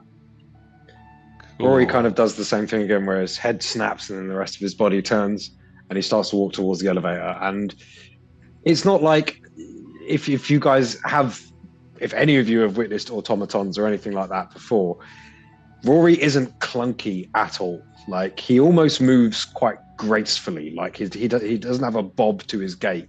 He just kind of very, very straight-legged and sort of, or straight-armed and stuff like that, and quite regimental, but quite graceful and quiet as he moves. Okay. And then way towards the lifts as well. All right. Sort of the last to leave, he turns to the instructor and goes, so just for my own curiosity, Lyron Silversong, she is no longer with us? Unfortunately not. No. If you pass your psych and physical, we will provide further information. That was a core moment, and we believe there's more to it. DM, have I heard of her? Roll me a history check. Can I roll one as well? Just out of curiosity. You with disadvantage, there's a particular reason why I'm giving Gurgle a straight roll. History, is it? History, yes. Oh my god. 21. Luckily, intelligence is the name of my game. That's 23. With disadvantage? Yes. Oh, not with disadvantage. Sorry, let me roll again. That's still 23. I have a +7 into history. Dang. Yes. So, okay, we'll go for Geo first. Geo, the name, it does ring a bell. Mm. You remember overhearing a conversation about a particular individual who had particular sway. And there was discussion about whether people go and interfere and intervene. However, everybody was told to stand down, as is the way of where you are from. The way. As is the way. Okay. You know... Okay. Yeah. You know her to be a former... This is what Gurgle would know as well. A former pirate who landed in a bit of a tough crowd and then went off the grid for years. To hear her name now and to find out that this is where she was strikes you as odd. But she did go missing from all records, from any gossip that you may have overheard, Gurgle. And you do recognize the name. You know that she was a very, very strong fighter, very strong captain, had bested many a raider who had tried to board her ship, but this time, clearly, she was not that successful. Dope. All right. Oh, I saw that name ring a bell. Okay, well, That is a shame. Unfortunately not. But go, make yourselves comfortable, get your welcome packs, get settled, and then we will talk later. Yes, I was hoping for a free t-shirt from campus. Okay, let's see what we can We have find. hoodies too. Oh, excellent. I do love a campus hoodie. So warm. All right, so you guys all enter the elevator, which is a large elevator. You're not cramped at all, even though there's 6 of you in there, and Sai. And you see it's not a standard elevator that some of you, depending on where you're from, will have experienced before. It's not like an elevator shaft like in an old building, for instance. The ground, like the floor beneath you, begins to glow with an arcane rune. And you, as you look down, because the light catches your eye, you see nothing below you. You are stood purely on this arcane sigil as it lowers. Heskar would probably grab the sleeve of whoever is stood next to him. Anybody that stood next to him will probably just grab him, just be like, Oh my goodness. Oh, Heskar, it's fine. Don't worry about it. It's just a lift. There's nothing wrong. Yeah, it's alright. Be alright. Doors open. Heskar literally just scurries the fuck out quickly. It's quick hippo, just yeah, literally like wobbling about like, whoa. You run out just as a very small halfling man runs in, looking absolutely flustered, like papers scattering everywhere, like an armful of books as he makes his way into the lift, and just kind of looks up at all of you guys. How you doing? Hi, sorry, I need to go to the ground floor. Where's your... Is this where admin I'm literally is? just stood outside the door, just kind of... No, admin's 2 floors down. No! You need to get back in, back in. What floor are we kinda- on, just by any chance? Where are we now? This is just the reading quarters. It's not... The It's what kind of a quarters? reading, Reading. break room, Oh. research. I thought you said breeding. I No, apologize. no. That's No, usually the that- dorm rooms, Bella. That's the barracks. Oh, No, I like no. this place.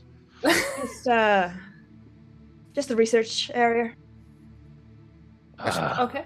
Heskar takes very tentative steps in, takes his flask, drinks a little bit more out of his flask, put it back on his hip, and then just kind of really scrunches his face up and just kind of like... The doors whoop, and lowers.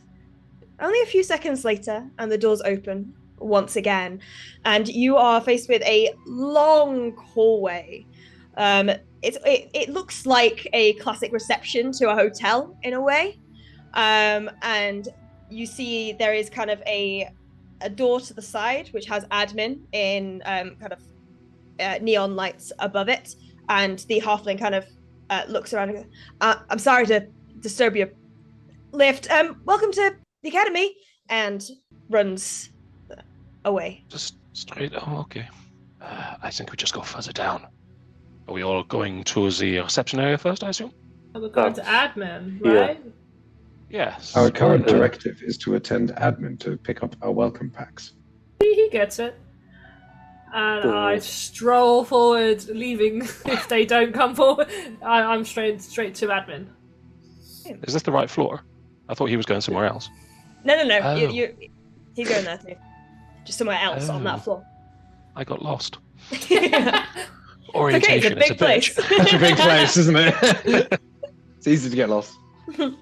I'm just picturing Giovanni there with like the map, campus map up, just trying to work out. If you want to access the campus map, if any of you think I feel lost, woof, a campus map appears in the holographic image created by the neurochip. Nice. And yeah, it was a 17 for the tech check. 17 for the tech check. It does not look as though there is any tracking software.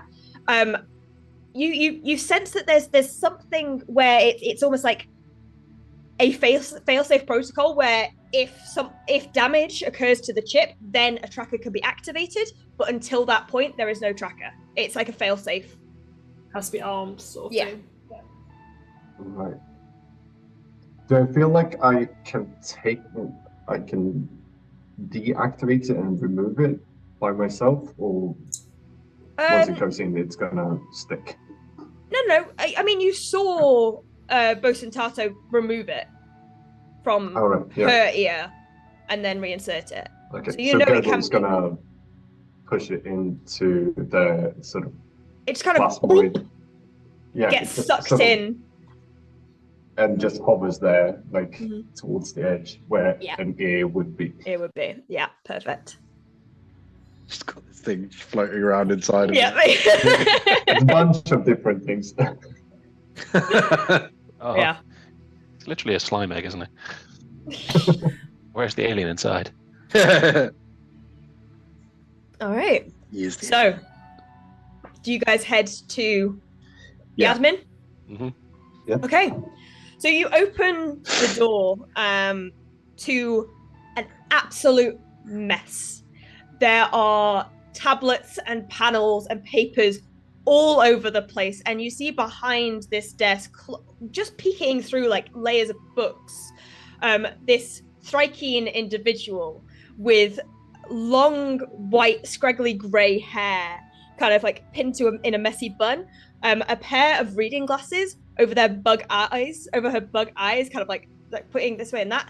Her forearms are all occupied. One of them is held to her mouth. There is a bracelet that almost seems to be casting illusions of holograms of people's faces as she is talking very fast into it. Another hand is filling out paperwork. Another hand is sorting stuff out behind, and the other one is also again just like constantly busy, looks flustered, and she's kind of like faffing around with everything and doesn't even notice you all come in.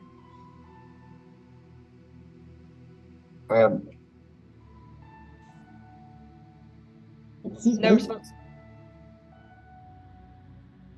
Oh shit! Hello. Hi, dearies. Are you new? Are you welcome packs? Sorry, Sal. I will be right back. 2 seconds. Are you looking for welcome packs? Yes. Welcome packs. Where did I put the welcome packs? It's not a surprise with this mess. I don't know where that voice came from. It's not a surprise that you can find anything in this mess. It's organized chaos. I am perfectly in control. It's just quite busy at the moment. Here they are. And one of her hands reaches down and she pulls basically a box. It's quite a small box, but she pulls 6 of them out and puts them on. Like she kind of like goes to put them on the table, realizes there's no space, pushes them all onto the floor, puts them there. Welcome packs. There you go. So you've got the helmets, and like kind of clambers down. You lose sight of her, and you just see like, poof, like helmets slowly kind of appear, like into the clutter. Okay, so you've got uniforms for when you're here, downtime stuff. You don't need to wear them all the time. Don't worry, we're not sticklers about fashion. Security helmets if you go to the Skydock during inspection time. And in the box, 50 credits token. You can use them in Academy stores. Okay. Yeah. Are the helmets optional, or do we need them? I kind of have my own thing going on, and vice versa. Take it just in case. I don't know the precautions up there. I don't go up there. I don't really go anywhere. This is kind of where I am. Honestly, it's fine. We will find our own way around. He doesn't have bones, so I don't think there's much to break. I can see you're very busy. Is there anything you need from us, Miss? Sokia. My name's Sokia. Oh yeah, of course. I'd write that down. Fucking hell. Of course, you're Sokia. Yes. In Thrykean, she kind of mumbles under her breath and... What does she mumble? Hang on. Yeah. Gurgle and The same. Gurgle and Scar, who understand. Here. Hang on. I'm trying to think of words. I can DM. No, basically hear her just go, fuck! I forgot that again. I need to check the cell again. Just this swearing and she's just completely overwhelmed by everything. There's nothing to do with you guys. She's just completely overwhelmed by everything right now. In Tri-Green, she'll hear his Hesper go, whoa, whoa, whoa, potty mouth. Just take it easy, please. She kind of like, as she's like busying herself again, like jumps back and hits her head on like a shelf behind her. Goes, ow! You speak Thrykean? Yeah, and I have to say, the words you was just using were very, very naughty. You hear Bella say in Thrykean, yeah, well, sometimes it's needed. Nope, absolutely not. My mummy said that if you don't know how to speak to someone properly, then don't fucking speak no more. Well, he doesn't say the fucking bit. Someone else swearing. Before you all jump down my neck, She's like, if you don't know how to say things with proper words, then don't say nothing at all. What my mummy said. I'm very glad that your mother taught you in the ways of manners. However, my apologies. Didn't realize that anybody was going to understand what I said. But you guys look like a lovely bunch. And Insight check. Sorry. Sorry, I'm joking. I'm messing. If you need any advice, you can tap into the mainframe to access the SpellJammer Academy archives if you require. Maps are automatically uploaded to the neurochips. If you require any additional assistance, you can come help. You can come talk to me, or you can patch in on the neurochip directly to me if you require. Yes, Darius. What are you doing under the stairwell? I think she's busy. If you don't mind me, I have to go call security. Oh.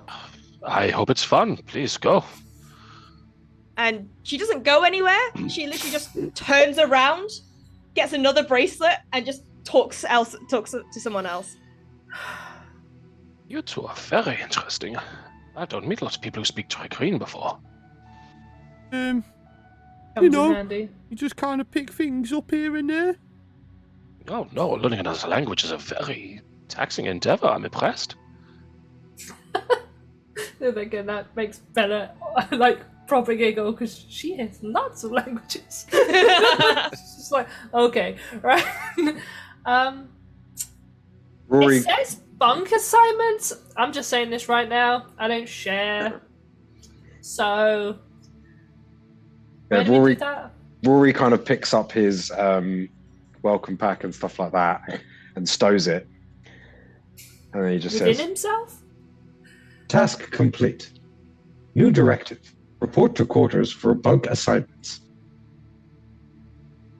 and then I'll access the map and find out where the bunk barracks area is. So you've got to go up to level 4. There is either a stairwell, which is on the other end of the hallway, or there is the lift, which you can also access. Okay, so he'll turn to Geo and say, I have acquired the location of our objective. Would you like me to lead you there? Please, my friend, let's, we shouldn't get lost. So let's take all our new friends with us and go to where we need to go. Understood. Escort protocols initiated. Wow, Thank wow, you. wow, wow, wow, wow, wow. Let's not get Activating red light. confused. What attachments do you have? So, So a Rory- man and his machine. Rory kind of leads the way, and anytime we get to like a corridor that we're passing, like the end of a corridor, he kind of like stands straight at the end of the corridor, interposing anyone who might be trying to come up the corridors while the others pass behind him, and then he just silently follows on, passes them, and he's sort of doing a casual escort service, like as in Yeah. getting people somewhere. Best kind. The best kind. No, I know what you're about. Yeah. You talked. Just flash it. We've spoken about this. We're not initiating those protocols yet. I know how to make my money. Yum. Heska, I know, you seem a bit jittery in the lift earlier. I may have a way to help. What's something you enjoy? It wasn't that I was a bit jittery. Just got a bit of a thing for, high places. I'm not very comfortable with things just kind of like disappearing under my feet. Well, next time, are we going in the lift or are we going up the stairs? I imagine we'd be lifting it. Yeah, well, we're following Rose, so Rory. I presume he went in the lift. Most efficient route. Rory, I also want you to make me a tech check as well, just on the side. Okay. As we get back into the lift, I'm going to minor illusion a little teddy bear for Heska. Oh. Now, That is so fucking cute. keep focused on this. Can't touch it though, can he? So, I don't mean this to be, like, really disrespectful or anything, but please don't pander me as if I was a child. You genuinely hear it all Geo, like over by Rory. I'm actually, I'm a big boy, so you need to just maybe think about that, alright? Oh my goodness, the lift is going again. I have updated your user profile with the designation Big Boy. Hell yeah! I think we have a nickname for you now, Heska. Well, thank you very much. I definitely do not want to be treated like I'm a little child or anything, so that's very nice of you to do that. What? Oh my goodness! It was only a 14. And then he Do you takes want the teddy now? takes out his flask and just starts drinking out of his flask again. Puts it back in his thing. What is that you're drinking there? I can't tell you that, sorry. Oh, that good, is it? Yep, that's all for Heska. I wasn't asking for some. I was just curious. That's good, because you won't go and get none. Are you a brewer, Heska? Do you make your own beers? Or liquors, maybe? Nope. Well, that's disappointing. Okay. Zoof! The elevator doors open. Like half a second before the elevator doors opened, Rory kind of turned and started walking towards them, almost as if he's kind of trying to get himself into like the mechanical side of this place. Like, so he's counting how long it takes for the elevators to go off and stuff. So, like a split second before it opens, he kind of turns and starts walking towards the door, and then Yeah.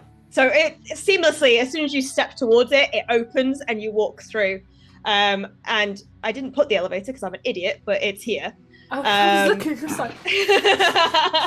It's by the steps. I forgot to add it because I made this map at 11 o'clock last night in a rush.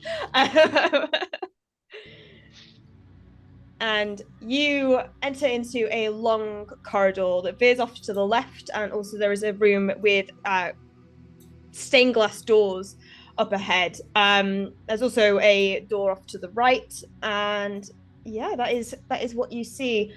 You hear talking, kind of the general hubbub of chatter, and you see kind of through the stained glass doors, you see individuals kind of there huddled around in chairs, like some on the consoles that are there. Some are just simply playing games, some clearly just having downtime, others studying profusely as you enter. And Rory, in kind of as you've accessed the map to find the location, almost like a waypoint tracker in a video game, you see it point to this room here. Okay, cool. I will start walking that way, but I'll turn to Geo. Don't change my name. You just changed my name. How dare you? I'll turn to Geo and say, We are entering a high-density population area. There are many individuals around. Would you like me to increase my alert status? No, thank you. Oh, just keep it at minimum. Make sure there's no need for aggression here. If there is, I will tell you which protocol to go into straight away. But for the moment, stay at what you're doing, please. Just try not to block too many people. Perhaps let's just be a little bit more gracious with the other, the other members here. Passive parameters engaged. I will lead Thank the you way. very much. Please, all follow me. So as you begin to walk, you see someone come out of this room here, and I do not have a token, because again, I was in a rush, but a GIF individual. I don't have one either. You need to drag yourself in. Ah, That's why. I think that name's right now, Dan. What? Talking to Heskar when you changed the name. To mine? Yeah. You can shut up. Anyway, you see a GIF individual step out and look to you all as you are coming down the corridor. And he just kind of straightens up a little bit. Hello? GIF for the hippo people. He's a GIF as well, right? That's right? Yeah, right, sorry. I have been told to take you to your assigned bunks. This way, please. Thank you very much, sir. Ara's going to keep walking and ignore this person and head towards the waypoint that he's got. In tandem, you're caught up to him, and in tandem you're walking the same way, and he just kind of keeps looking at you. I'm not acknowledging he exists at all.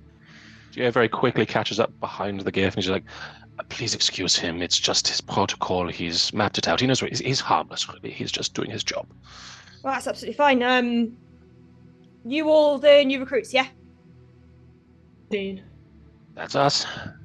Amazing. Right, this is your dorm room, and he kind of presses a panel, and it open. And you step aside and see a pretty plain dorm room. There are 6 beds. There are charging points in the walls for those who require them. And there is a chest at the side of each bed. But other than that, and a glowing light, almost a nightlight type thing, there is very little else. Are there any windows? There are. So there are 2 windows on this side. One here and one here. This one kind of just looks out onto another part of the building. It doesn't really serve much of a viewing purpose. But this window looks out onto a lovely, natural-looking courtyard. It seems to be it's within a bubble itself. Okay. Almost seeming to hold in the appropriate gases and everything required to keep atmosphere. That's the word. Atmosphere required to allow these cherry blossoms, which Bella, you have seen before, but nobody else has.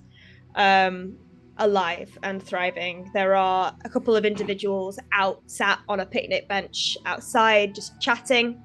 And you see out of the corner of your eye as you look, a couple of individuals here. Well, you don't see individuals, you just see a plume of smoke kind of be blowing. There's the cool kid smoking behind the sheds.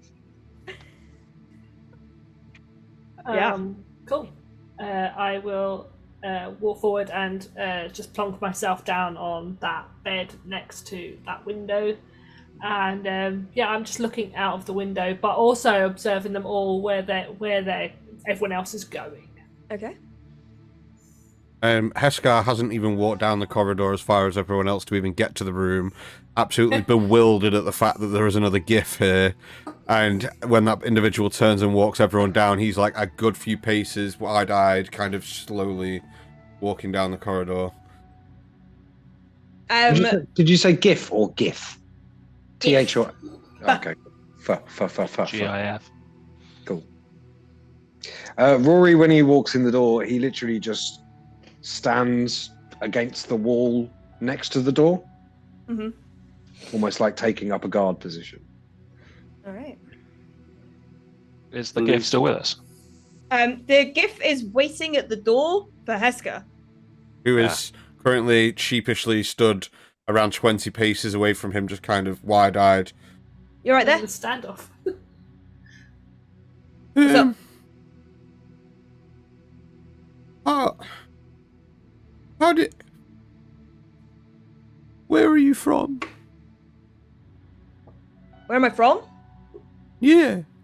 How You're not did going to ask my name first. No.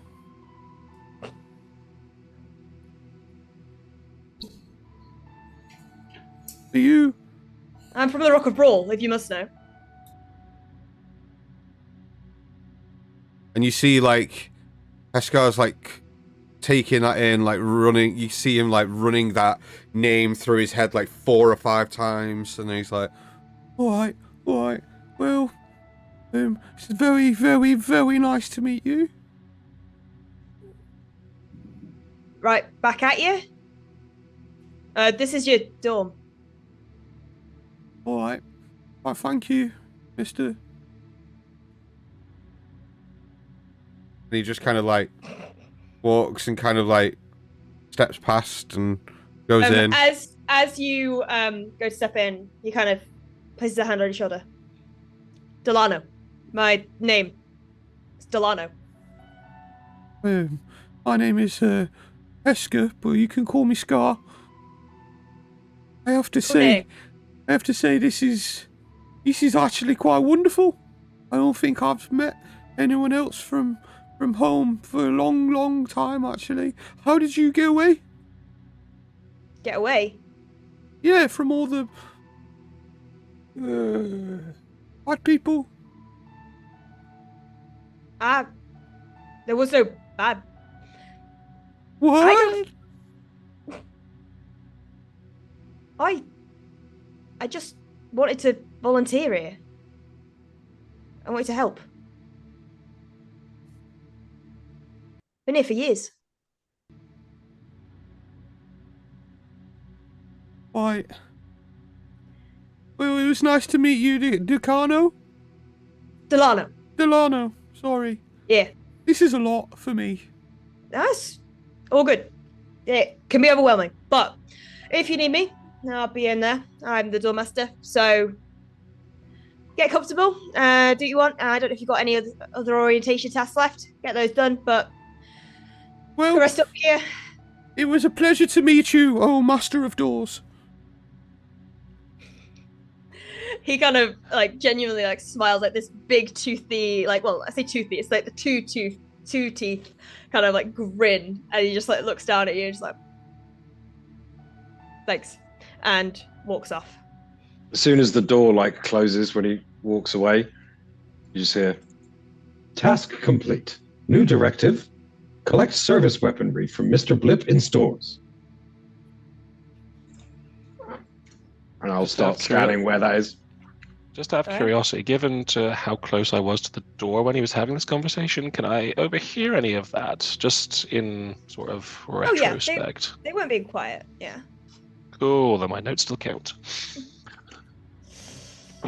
What's happened to you, Heska? Where have you gone? Nowhere. I'm here.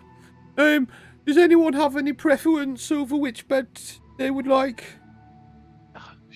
You see Luther. You see Luther already sitting on the one in the far corner. Well, That was My Chemical Romance posters. Would it be okay with everyone 100%. if I took this one? Which one are you pointing at? Any that are free. It doesn't really make much of a difference to him. I do not require a bed, for I do not require sleep nor comfort. Oh, that's what I was hoping you would say. And Gio's generally going to check if one of the drawers come away, and then if he can, he's just going to push two of the beds together. Give himself a double. Yep. You see, as Gio grabs one side of the chest of drawers, Heskar grabs the other with the same idea and goes, "Oh." And just kind of like walks and just kind of like. No, my friend. It was silly of me to assume I needed so much space. You are such an imposing figure, big boy. Let's get you a bed big enough for you. How about that? Thank you. That'd be very nice, actually. All right. We'll just make sure it doesn't separate if you go into the middle. And he will help Heskar make a double bed and then take the remaining one over by the window, probably. So he's looking out as well. Cool. Can I ask who's got the highest passive perception? For a reason. I think it's Scar. Okay, so Scar, you probably would have been the first one to notice it as I was leading you guys up here. On the back of his neck guard bit, there is in very faded, chipped white lettering R0, R1 on the back of his sort of neck guard. Okay. R0-R1. Yeah. Mm-hmm. Well, sorry, no, go on. No, you go. Please, I insist. Swiss. I can't follow that, dude. You swissed away. Does anyone else think that this has been like really, really weird? Nope, just me. Okay. Is anyone else like really like hungry and just feels like this has been a whirlwind of like things? As he says, "Is anyone else hungry?" you see Luther sit up, absolutely ravenous. Oh God, that was very intense, my friend. Are you okay? Quick, someone get him some bread.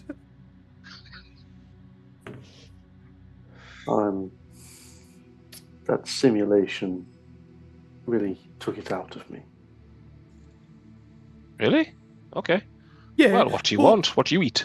Yeah, but did everyone see how great we were when we were like in the simulation? Like we was all like pew pew. It was so good. I was able to update over 600,000 of my combat parameters during the simulation. I would very much like to do it again. 600,000? I've got like 4. I have 72 billion parameters. I can't. And you literally see Haskell just kind of going. Gio just looks around and goes, "See, making friends already? I told you." Bella has slipped down to the other side of the bed, and she's now sitting like with her knees up against herself on her ass, like, with her back against the bed. She is actually probably too quiet for everyone. She is talking to Sai. Okay. Cool. You can probably just see the pink on the top of her head. Yeah. Poking out, yeah. Can I try and locate the location of our next objective? Yeah, absolutely. Next objective is the floor above. Straight through. Objective located. Would you like me to lead you there? Where are we going next? Sea Armory. Are we all done here? Does anyone want any more time to unwind, unpack, or whatever? The Sea Armory? It's service weaponry, so I assume it's some kind of holding place. Right. I don't really use guns, I don't know. You don't use guns? They're like really, really cool. I'm more of a powers of the cosmos kind of being. I'm not a good shot. At all. Well, I'm happy to teach you if you'd like. Really easy, actually. You just kind of point it to where you want it to go and just, like, squish the funny thing.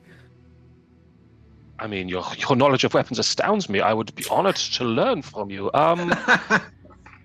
Yes, do you know what? In spare time, you can teach me how to shoot, and I will teach you anything you want to know. How about that, big boy? Yeah, that would be really, really fun, actually. Got to think of something I want to know first, but yeah, sure. I'm sure it will come to you, my friends. Everyone wants to know something. Right, are we going to get guns, or do we want food? Yeah, let's do the guns. I like guns. All right, let's do something Heskar wants to do for a change, shall we? Like, at this point, he's trying to, like, really... He's not coddling him, but he's trying to be very nice to Heskar because he feels this sort of big, soft, you know... Hearing in the room. Hearing that Geo also wants food, I'm also locating the kitchen. Okay, so as you are scanning the map, you kind of ping on the floor you are on. Mm-hmm. You sense that there is a tavern, a refectory, washrooms, kitchens, and laundry facilities. Let's go do shots. I have located the cooking facilities. Would you like me to prepare you some food?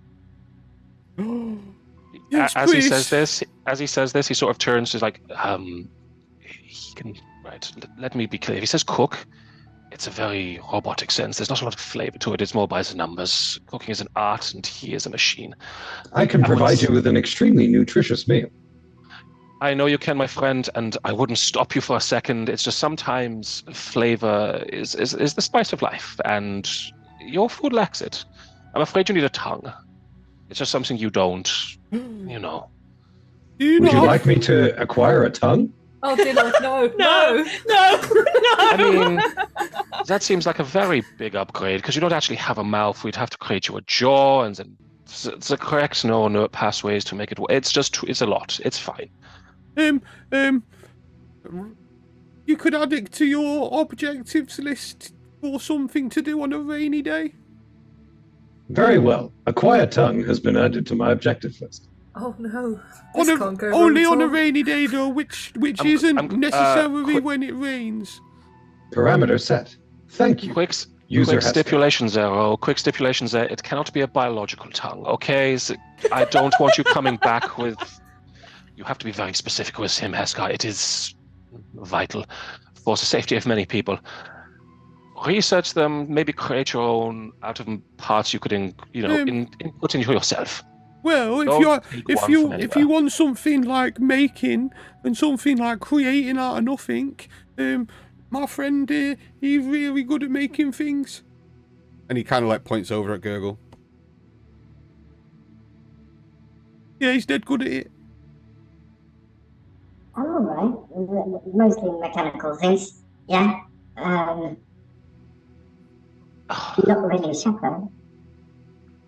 Yeah, like he made me these goggles and they're really cool and fancy and that. So you two are friends then? You came here together? Yeah, so he did me like a really, really big favour, and brought me here because he's just really nice. I don't disbelieve that for a second. It was a little bit more complicated like that, but yes, essentially we came here together, yes? So looks towards Luther and says, "Are you here with one of them?" No. And you? No. As you two say that, you see Geo sort of like, so you two are friends or singletons? Forever a singleton. Party of one, I'm afraid. Well, those are challenges I do like to uptake, but it's good to know what connections we have, because we are going to be a team now. I did hear guns, though. I do like guns, so to the armory? That seems to be a prevailing theme. The armory is located on the floor above us. Would you like me to lead you there? Lead the way. Sure. I've never had a butler before, but he's actually quite handy. No, he's not a butler. He is a friend. This is Ro. He doesn't serve you because of... He doesn't serve you. He doesn't serve anyone. He just follows protocol. I carry out my users' instructions and abide by my protocols. Yes, but you are more than just a butler, Ro. Yes, but you can very easily not be, so please show him a little bit of respect if you wouldn't mind, Bella. Lead the way. There we go. Initiating escort protocols. No matter how You quick, can't call him something else, dude. no matter how quick Ro moves, Heskar is like a half step behind him. He's heard that there's guns, and he is waddling his little ass, like excitedly, like, oh my goodness. I have John deposited Weeble. the helmet, apart from the money, I've deposited everything else in the chest beside the bed. Luther is the last one out of that room. Okay, so Bella is like trying to be the last one, so there's a little bit of a... But she allows you That's just to the do two of you at the door going, Well, you Yeah. first. Oh no, I After insist. you. Oh no, After please. you. Oh no, ladies first. It's 100% what's happening. And he's going to just have a look, see if anyone's looking back at him. Checking where he is.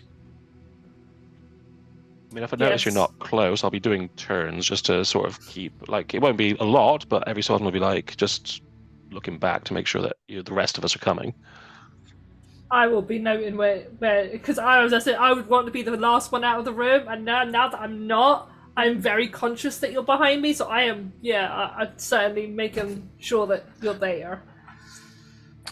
I And my just shit want is to there, see so- if I can pull something out of my stash.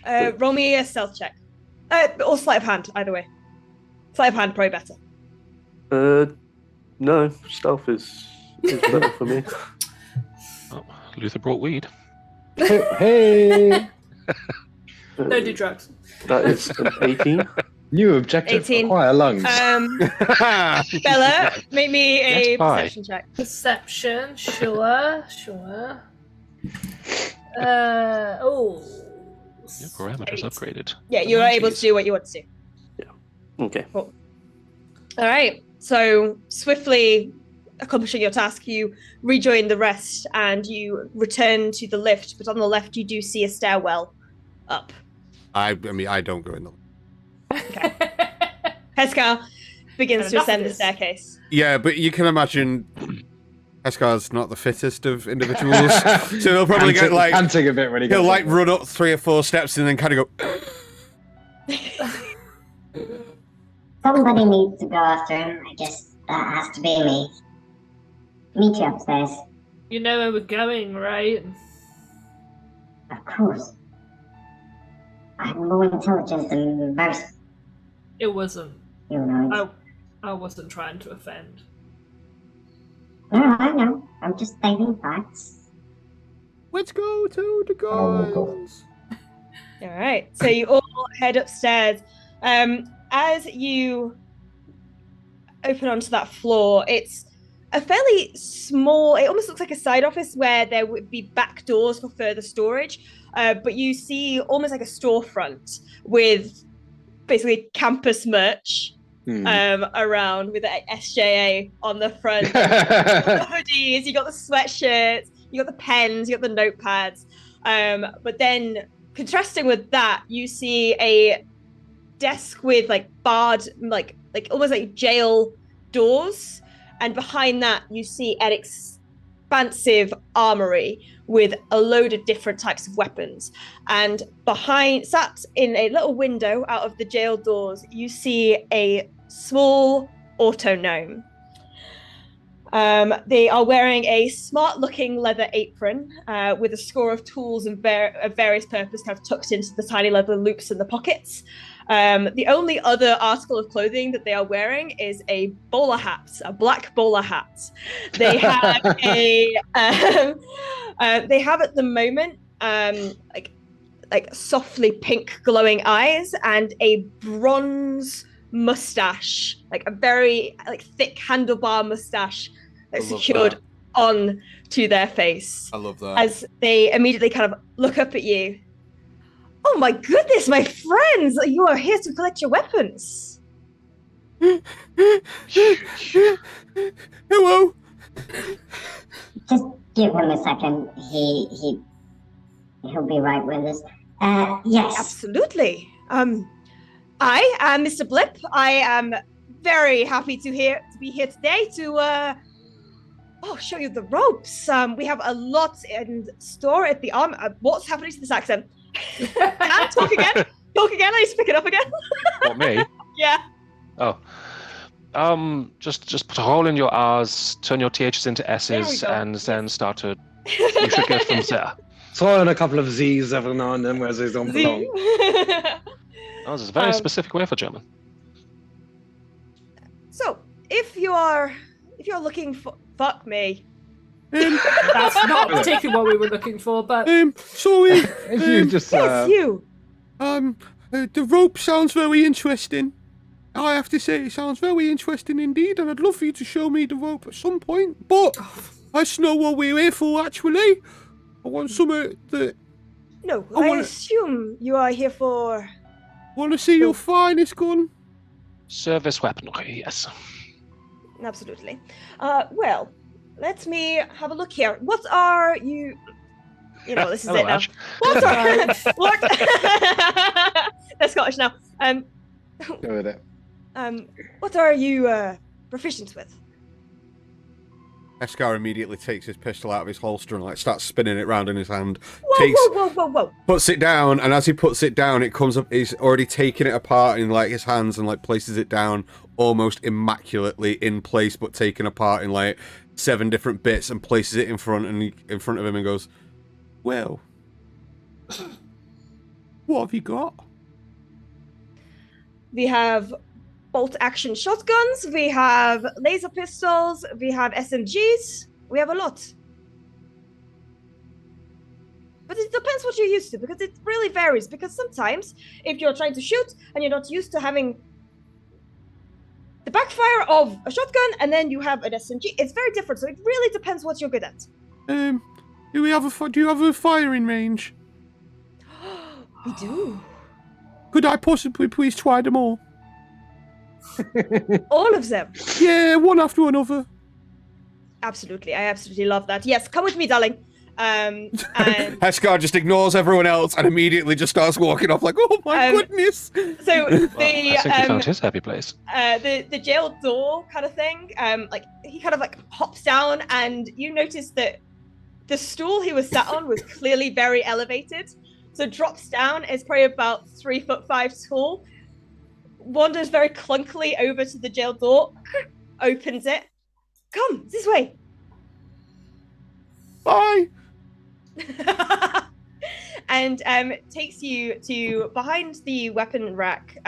He essentially kind of flicks a lever, and the entire shelf, it's almost like a bookshelf full of weaponry, slides away and opens up into a firing range. Eskar spends the next 3 weeks just stood there. Okay, I'll let other people because I'm getting excited.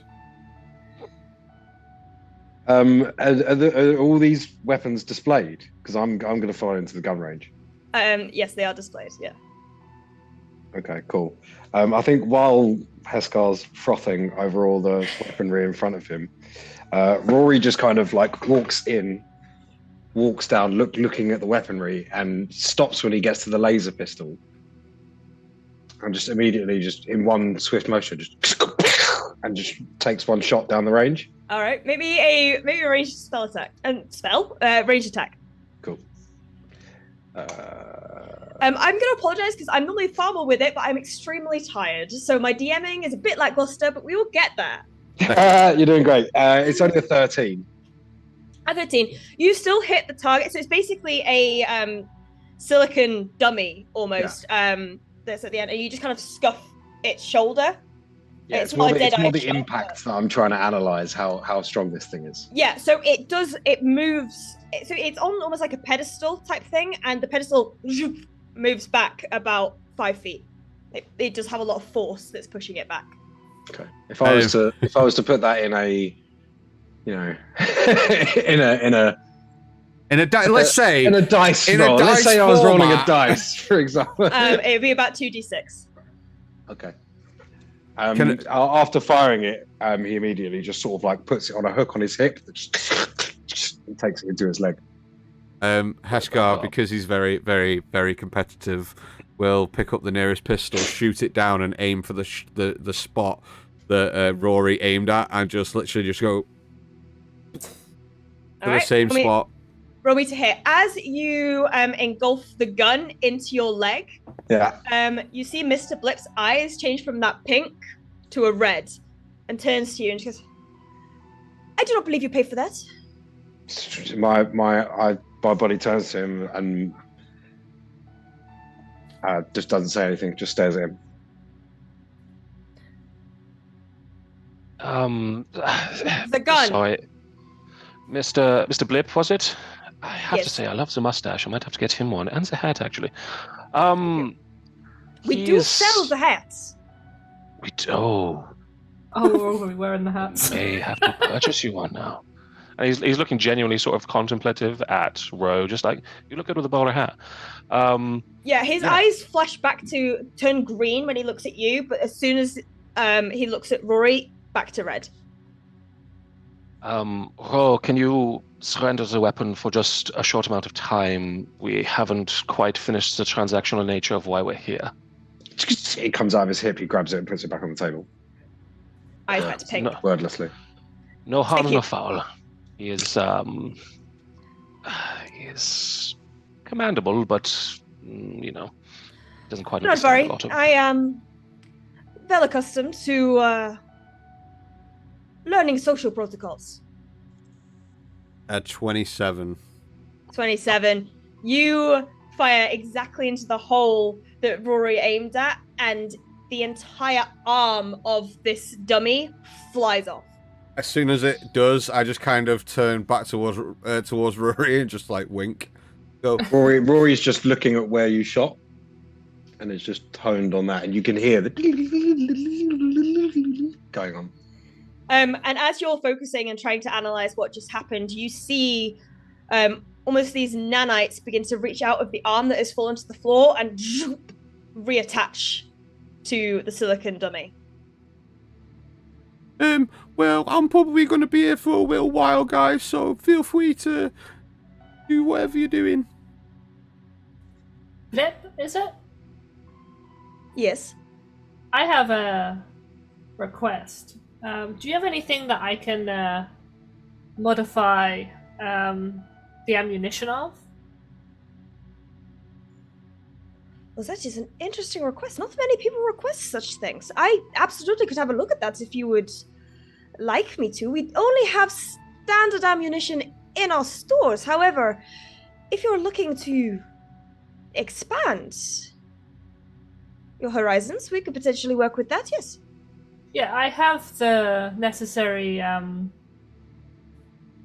tools. As do I, and points down to the apron that is filled with a load of tools. I was thinking maybe something in the like an archery sort of sense. Standard Torah weaponry. Interesting. It's a passion of mine. We can work with that. Okay. And at what weaponry, sorry? Toril. The world. Yeah. Can Rory use the neurochip to just try and interface with this autonome? And like not even send it like sentences or words, like almost like lines of code. 10011011101. Basically putting in an acquisition request for one of the laser guns and some additional shielding. Yeah, so you basically see code be returned to you, and it essentially sets out almost like a contract, like a binary code contract, saying that if you hand over your 50 credit voucher, he can get you the laser pistol, but additional armor enhancements would be further cost to that. Cool, yeah. So it's a shield that I'm looking for. You basically see a catalog of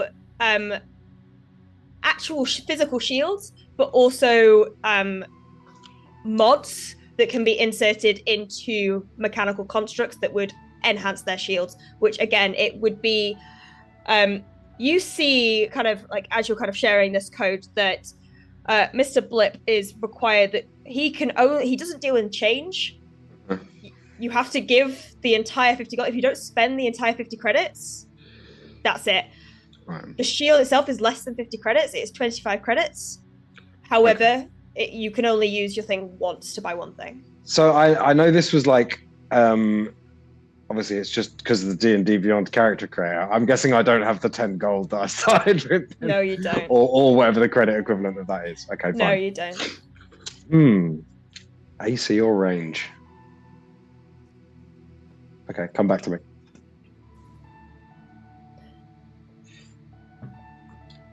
Anyone else? Oh, can I help anyone?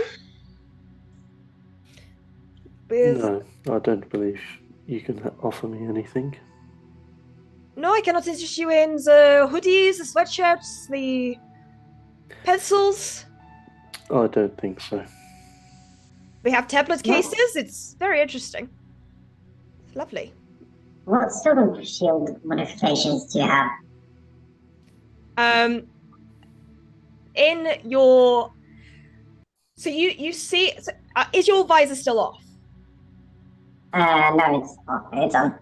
So you see Mr. Blip kind of try and do the exact same thing he just did with Rory, and then realize that the robot isn't actually a robot, and kind of like, well, we have standard +1 chip enhancements, basically. Is what it is. I don't know how to say that in a non-meta sense, but... Alright. I think I'm good for now. Yeah, thank you, though. Absolutely. If anybody needs ammunition restocking, anything like that, we can absolutely sort that. Everybody okay? I'm gonna walk up to Heska. Heska has picked up a shotgun, fired that, put that down, picked up a bolt action rifle, shot that, put that down, is in the process of picking up a laser rifle. Hello. Hi. How many do you want? What? Guns? Only want Yeah. one. I just want one, really. I'm just trying to find out which one's going to suit me best. I don't really like these like laser ones. They're just a little bit unsatisfying. I like this. Right. When I shoot a gun, I want something to go when it hits them. So I'm just trying my best to find the most explodey one I can. Alright, well, take these. And I hand in my 50 credits. You don't have to, honestly, you don't have to do that. No, but I have no use for them. Not here. They're only allowed here. Anyway, so... Okay, I'm going to use it to buy you something really, really nice with it then. Oh, you don't have to. I know. You can... Well, I'm gonna, because that was a really nice thing for you to have done. Well, buy me a cap, in that case. Okay. Something to put on my head. Okay, will do. Thank you. No, thank you. This is really great. As it's handed over, you see Rory's head kind of, and look down at it. And then back to Mr. Blip. And I'll just confirm the request for a laser pistol. Laser pistol. All right. Kind of holds out his hand. I'll open the compartment and take out the credit chip, give it to him. Pleasure doing business with you. And kind of, you are... If you would like to put that in your thigh, then go ahead. And he does. Is the what I requested available, or is that be something that I would have to work on? 2 ticks, and goes off into a side room, and you can hear like cluttering around and rustling around, and comes out with a long bow and a short bow. I have these. The big, I mean, I'm a tall girl, so the long bow I think would suffice. You see, like, as he's like pulling, like carrying the longbow, it is twice the size of him, and he's like, "There you go." I'm gonna take it and hand over the Ammunition, much? of course. Thank you. And we'll give you 30 arrows. Okay, and just out of game, are you wishing me to take to keep track of that because we don't in our normal campaign? No. Okay. I do not care. Just This is a mini campaign. Who can be asked for ammo tracking? Luther is going to message Giovanni. Mhm. Your companion.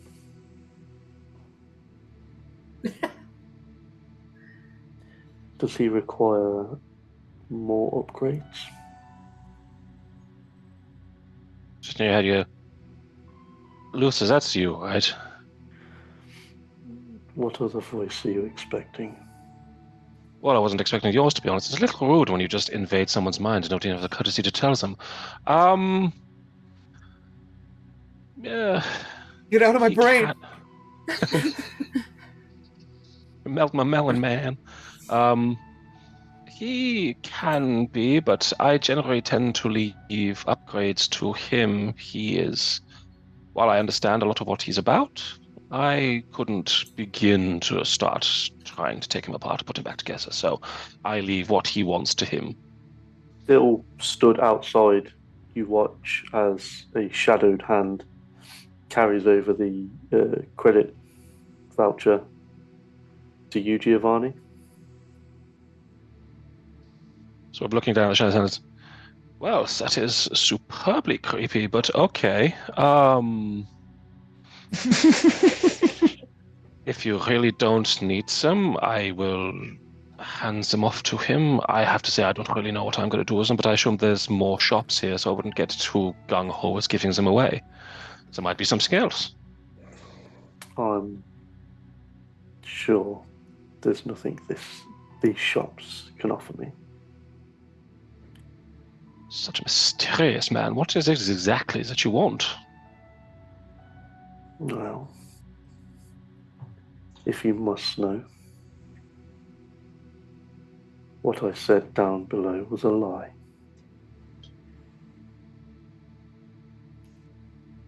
This is all happening via message. Mm-hmm. Yeah. Giovanni's like very badly sort of walking around trying to keep a conversation going in his head and like picking up a gun, not putting it down, back on the table, like looking at things like,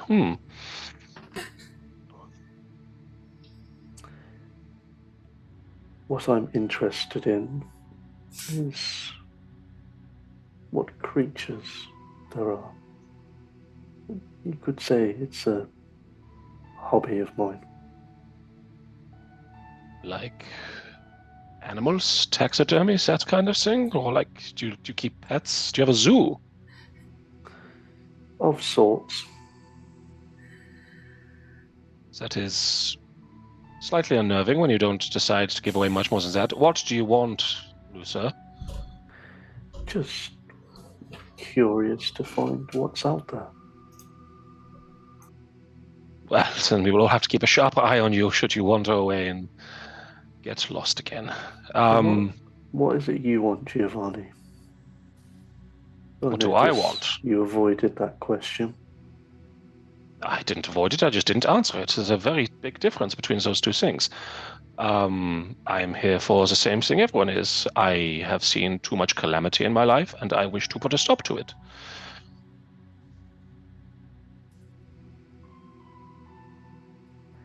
And where did you say you were from? I didn't, and neither did you. And maybe one day, when you stop asking me questions from around corners in my mind, I might tell you. So, for now, let's just say I am from somewhere, Lusor, and so are you. So valid. You know, let's not get ahead of ourselves. Well, certainly agreeable terms for now. As this conversation is going on, Mr. Blip is looking at you, Scar, and looking at the gun you currently have in your hand. Mm-hmm. Now that piece, I think, suits you well.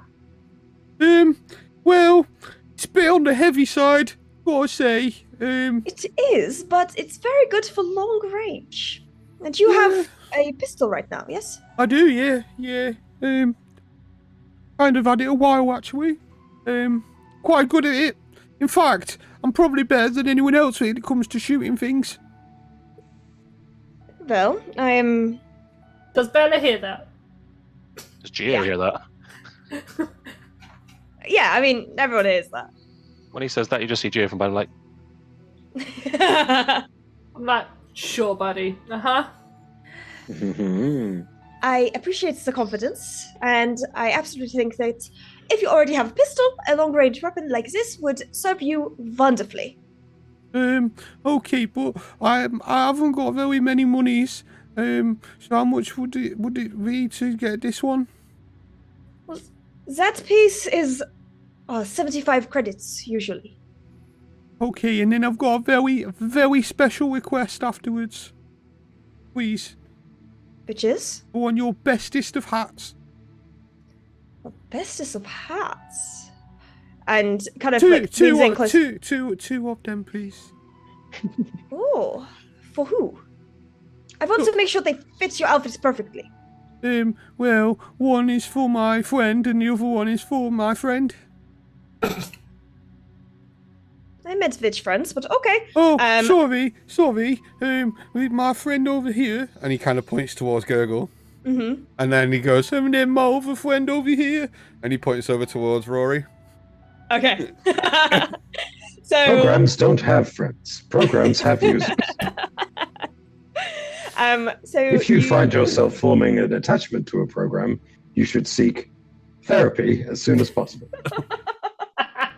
Roy, that is so rude. I'm sorry. I'm going to take that out of him. I swear. I just need to find the right language to work it out. You see that Heskar's like visibly upset, and he kind of goes, "I'll have one of your bestest hats and one of your just normal ones." We'll get on that. Give me 2 seconds. And goes off. You are in acquisition of a novice version of Bad News. Yay! Oh, damn! Kind of bad news. As he's Kind of bad news. Unfortunate news. As he's wandering off, Could have been worse. Heskar goes, Could I also have Could have been worse. That's what the name of the gun's got.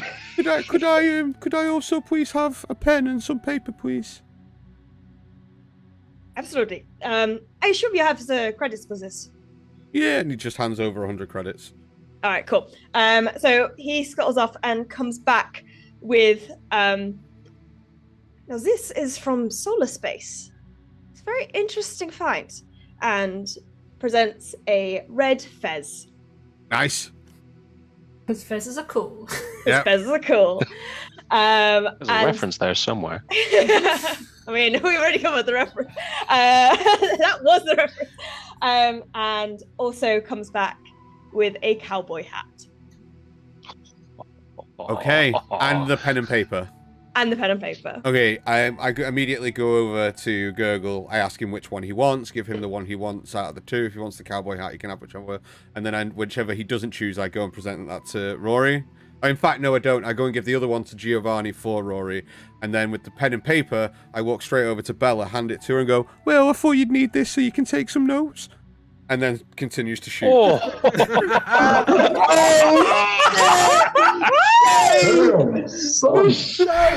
Fucking dope. She's like full on just talking to Sai now. Wow, he was just fucking getting on my good side. And she's just like, she's just like, okay. Get you back.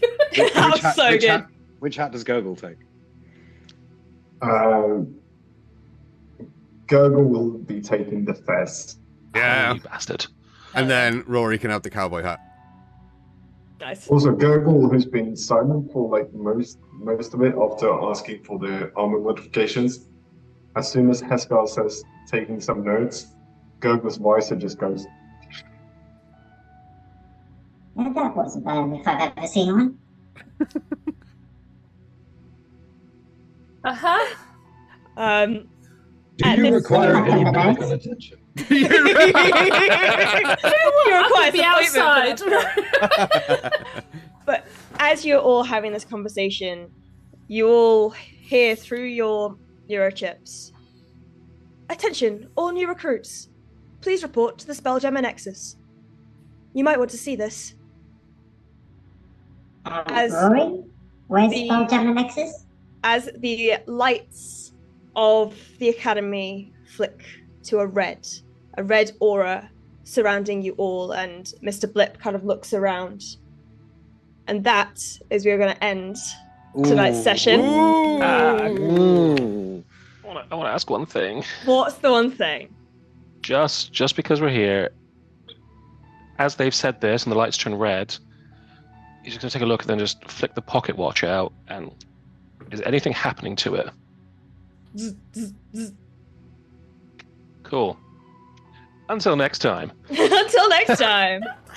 Do you put the cowboy hat on Rory's head? Oh, straight up, you are now a robot with a cowboy hat, my Yeah, friend. Rory has absolutely no reaction and goes with it. Nice. Slay. But yeah, slightly rocky start, but No, that was dope, man. That was so good. So much fun. So good. I love these characters, man. Me too. you guys are Right? crazy, crazy characters. But we are going to properly get into it next session as we see what's in store for these guys.